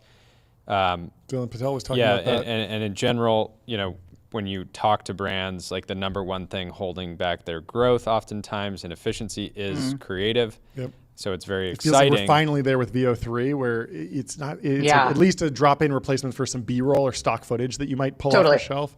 That's a fascinating question. The technology is unbelievable. It's unreal. For us, the first place AI showed up in the business is our customer service and customer happiness. We partnered with Sierra. We were very early with them, and I have no affiliation with them otherwise, being a happy customer. And they partnered with us to craft what we needed, and what we got out of efficiencies, we redeployed into human resources for concierge programs, for loyalty programs, which we were actually very late to develop as a subscription business. So I used, there was a financial benefit. There was a speed benefit for, like, we learned that 50% of our customer inquiries were things, we already knew this, we just didn't have the solve that Sierra helped us with. 50% were just manage my account. That stuff can be automated. That's prime for AI. So for us, AI was first there. Then we have tools that our supply chain team have brought in on transparency and tracing for ingredient sourcing, since we own our sourcing. And so it's really helped us track and monitor and enable all, because we have pretty rare high standard specifications of our ingredients and have unusual levels of testing of ingredients. And so to manage that through the supply chain has been very manual. And so AI has helped us there. Then to your point, marketing. We have some interesting thoughts on AI. We are using it for, as you said, digital background, digital B-roll, anything that isn't supposed to be real product and real human. Because the supplement space has both good actors and not, we are holding ourselves to a standard of, if we're putting a person on camera or if we're showing our product, right or wrong, it's going to be real. But everything around it, the enablement, the editing, we are bringing every AI tool we can to make that more creative and more efficient. Yeah, we were talking to a food photographer earlier today who was very nervous about artificial intelligence and AI image generation, but was hoping that some of the rules around the way food is photographed from the FCC marketed. Yeah, and marketed, because you've seen those famous pictures of like, McDonald's, here's the burger. I wasn't going to say the name of the company that does it, but here's the photo and here's the actual burger, and they don't look anything alike. And you can imagine that being a big issue. Even if AI can be used in the post process, there's probably still value to showing the customer exactly what they're actually getting. Last question from my side for now. Do you think that people should be significantly more concerned with the supplements that they choose to put in their bodies? There's this obviously in the Silicon Valley, the tech world, people will take any supplement if it's like, hey, this is going to make you 1% more focused today. They're like, I will buy this from some sketchy website and take it today. And you keep coming back to this sort of like traceability testing. We see this with the creatine gummies. There's that's an issue Amazon too, but there's no often creatine in it. But I mean, if you test supplements, it's like, you could be supplementing lead and not knowing it, and so I think that not every supplement company has the same standards, and I don't think people fully appreciate the potential consequences of that today. The very fast answer is yes, people should be incredibly discerning. While there are truly so many companies doing the good work, third-party certifications, publishing certificates of analysis like us on their site, all kinds of third-party labs, there still are so many who, whether intentionally or not, in the mildest form of the issue, what is on the label is not what's in the product, right? So you think you're supplementing with X amount of this ingredient, and whether it degrades because of the shelf life and they are blissfully unaware, or their manufacturer pulled one over on them and they are unaware, I would say irresponsible in those cases if you're going to sell a product. That could be happening, and in that case, it's just you're not getting what you pay for. On the other side, to your point, there could be ingredients that you don't want or don't know are in there. And so what I would encourage people to do, whether they're in Silicon Valley or anywhere, is recognize this is a huge industry, and where there is growth, there will be both good and bad actors. And the great news is there are ways to know who and what to trust. You got to look for third-party certifications, and don't just take the words that someone types, third-party certified. What third party? NSF for sport is the gold standard. They're incredibly expensive and a pain in our asses, because if I change one thing in this formula, it has to go back through their process, through shelf life testing to prove what's on the label is what is in that bag. Yeah, you actually have to go, you have to really verify too. I helped start a company in the water filtration space, and we went through the full NSF certification process. It costs hundreds of thousands of dollars. And then we have competitors that will put the NSF badge all over their website, and they're like actively getting sued by the NSF or in legal battles, but they just keep it up because it increases conversion rate. But if you go below the surface, it's like there's just nothing. That's right. I think the other piece for people to think about too is, this is unfortunate. Another layer of confusion is you also then have people doing what you just described, starting their own labs. And then they are testing product with some unknown methodology and then creating viral content around whatever they find. And that just makes it harder for the customer to know. So I would just say this is not, and anything you put in your body should not just be a listen to someone and click and buy and put it in your body. Go to the website, look at the ingredients section, look at the research section. Do those supplement companies have any research on human beings at all? And I mean, you can imagine, because you've got investments in the industry, having 4 double-blind randomized placebo-controlled clinical trials with over 100 people proving the same outcomes of supporting gut health, 10x gut bacteria, beneficial gut bacteria, covering nutrient gaps in 4 different populations. That's not cheap. And but we have to, right? We're the leader. We don't make claims we can't substantiate. I could have done 2 studies, and that's enough to say clinically backed. We did 4, right? We're just, we have to lead, because there is so much to be questioned with those in the middle. And I will offer, if anyone is starting a supplement business, and if they genuinely want to know how to do this right, I will help them. My team will help them. It is bad for the industry for people who don't take this stuff seriously. That's amazing. Well, thank you so much for hopping on. This was fun. Fantastic. Come Congratulations on the massive revenue numbers, all the progress. It's classic amazing. overnight success. We love to see it. Yep. Come back on next time you have news. This was super fun. Love to. We'd love to talk to you soon. Thank you guys. Awesome. You're Have a good on. one. Great to see you. See ya. We are shifting gears over to the supersonic world. We have Blake Scholl from Boom Supersonic. Is the speed limit lifted? Are we post speed limit? I want to go 2,000 miles an hour tomorrow. He is. Smiling. He's That's smiling, a good so sign. something must be good happening. What happened today? What We've happened been live today? for the last few hours, so We got a text message. We got to have you on. Yeah, nothing big. We just actually broke the sound barrier today permanently because the supersonic ban is reversed. No way! That's amazing. Let's go. John's gonna hit the gong. Boom. That's for you, Blake. Congratulations. We've been hoping whole for this team. for a long time. Yes. So the rules are going to change, and you can go supersonic as fast as you want, so long as the sound is a gong.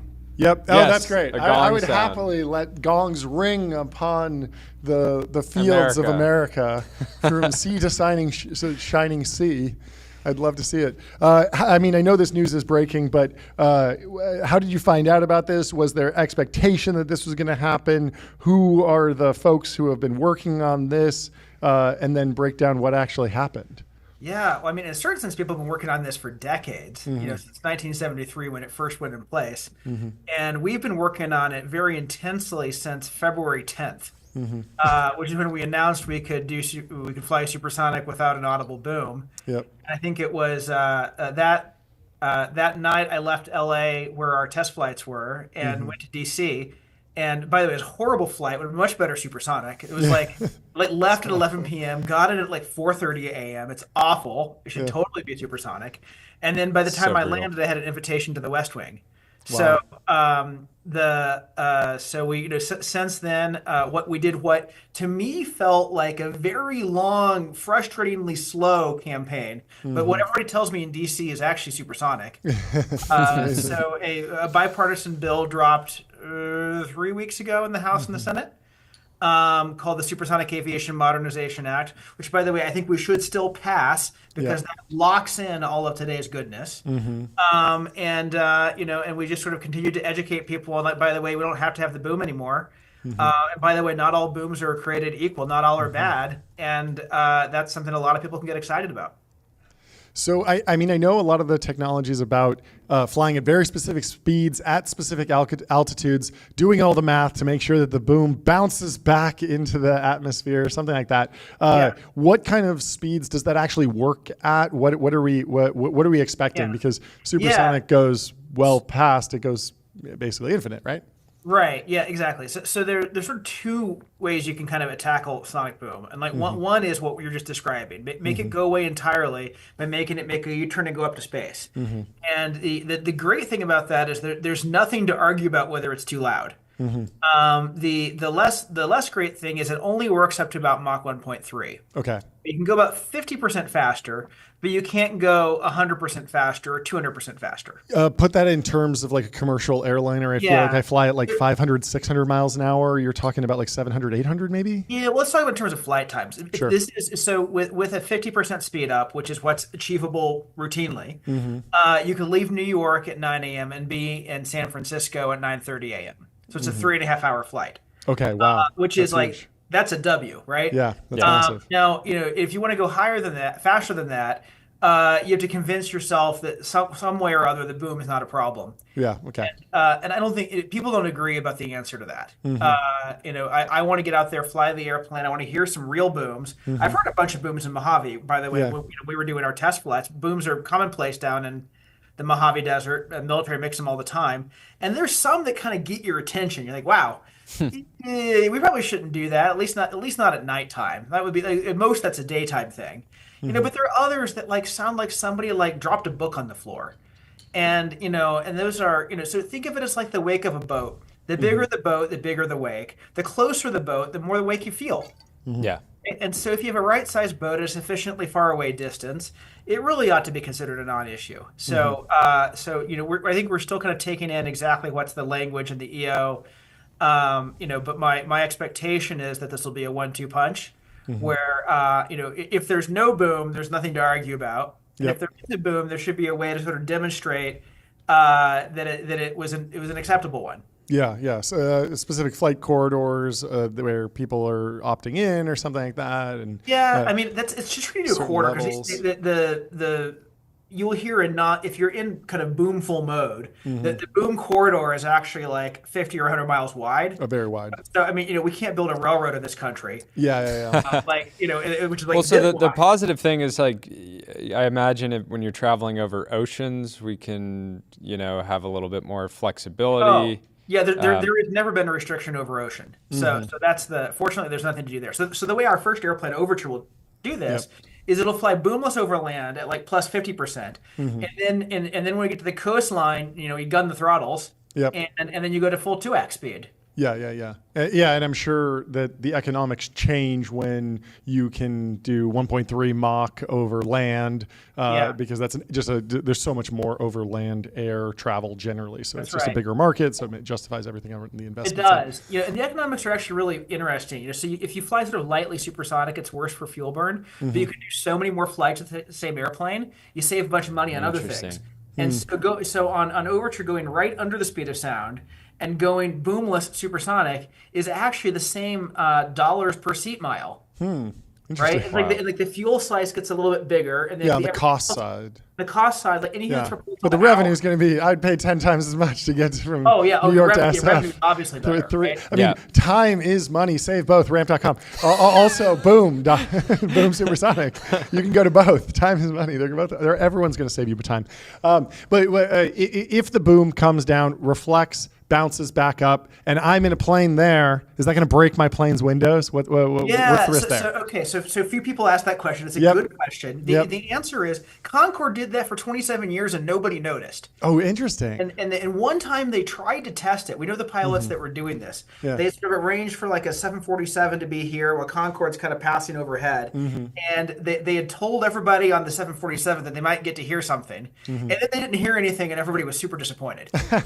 Okay, so it just doesn't really like, affect. Maybe you feel something that feels like turbulence. I don't know. It's a nothing burger. But it's not going to blow the windows out, which is like the worry, of course. No, I mean, if that was going to happen, Concorde would have knocked out every other airplane in the sky. Yeah, of course. Airplanes fly above. Yeah. Airplanes fly below. So Concorde was booming for 27 years over the Atlantic, and like nobody got hurt. Yeah. Wild. Anything else? The way to look at this, by the way, is like the energy intensity and some of the physics of sonic boom are very similar to thunder, right? Yeah. So you could be like, oh my gosh, like could boom over the water like disturb the mating hables of like I don't know the aquatic spotted owl or something? Sure. Well, anything that was going to be put out of commission by a sonic boom was long ago put out of commission by a thunderstorm. Sure. Yeah. Sure. Was there anything to you that was surprising about the EO?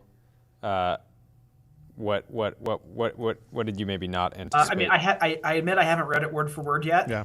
I read the fact sheet and kind of partied, and I need to like calm down and read it word for word. There's a lot of stuff in it that appears to sort of like not just say great, you should be able to fly supersonic, but advances R&D and I got to read all of it. I want to say what it says when I read it. Yeah. I'm sure there's a ton of work to be done on like the licensing and approval and everything that happens with certification. Some of those things might need to change or to speed up. Some of them might need to stay in place if it's a safety issue, of course. But what's next for the company? What's the next milestone that you're tracking? Let's go. So we're building our first engine. Okay. Power and that thing is like 60%. The parts are in the manufacturing process.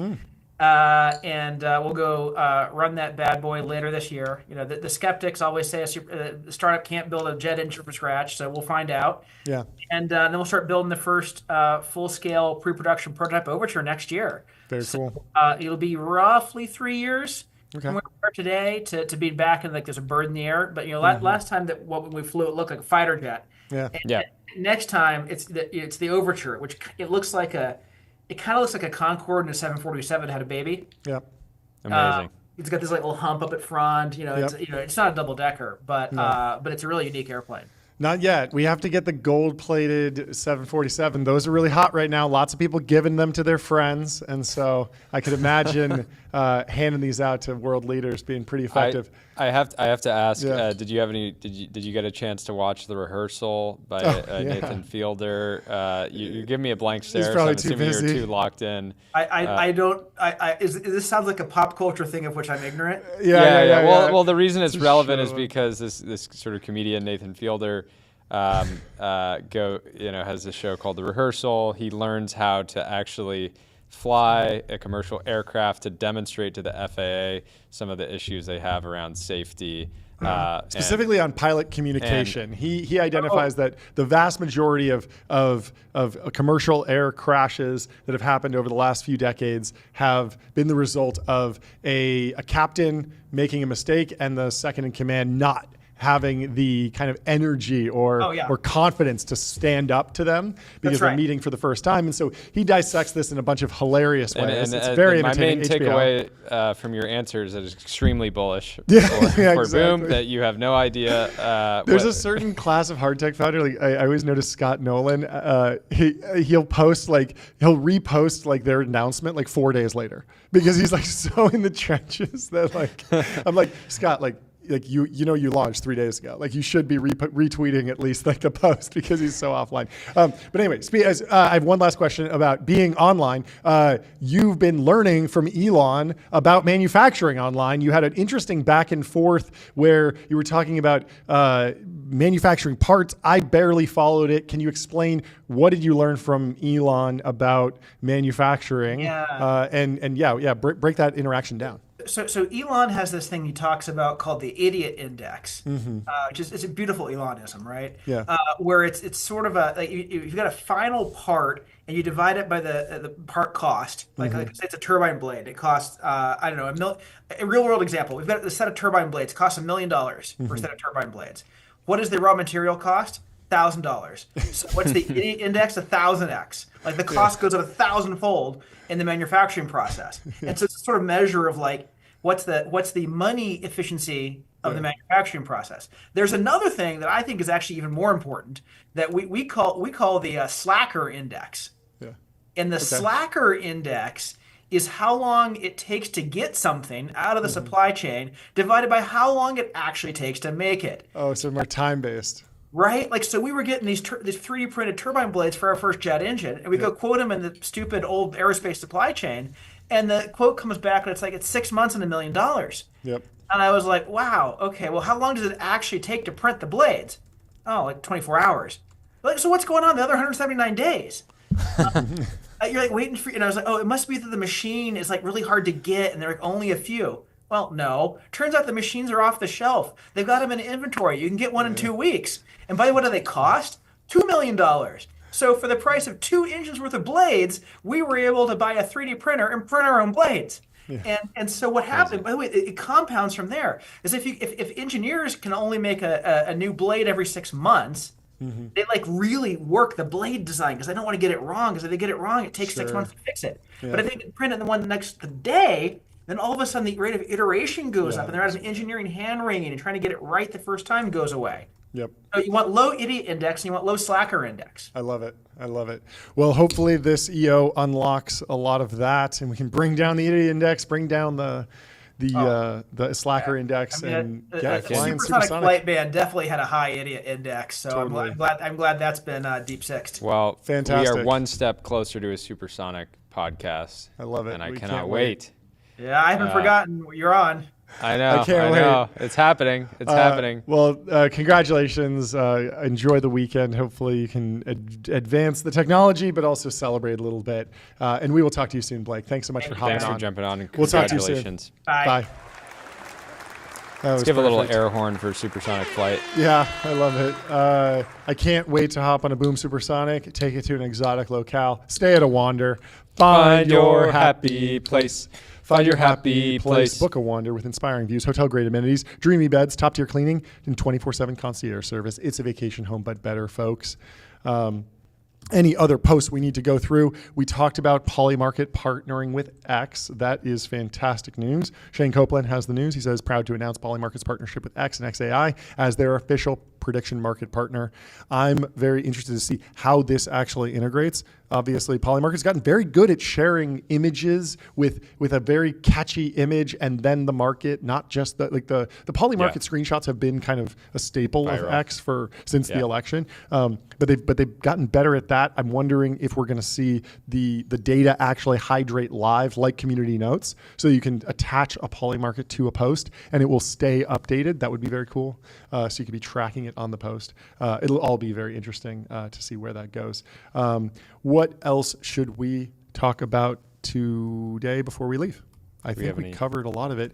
Scott Belsky's coming on the show next week. Very excited for that. He has a post that I was just enjoying because it's about product leadership. He said, underrated characteristic of top product leaders: compulsiveness, obsessively capturing decisions, ideas that need to be taken, baked that would otherwise be fleeting.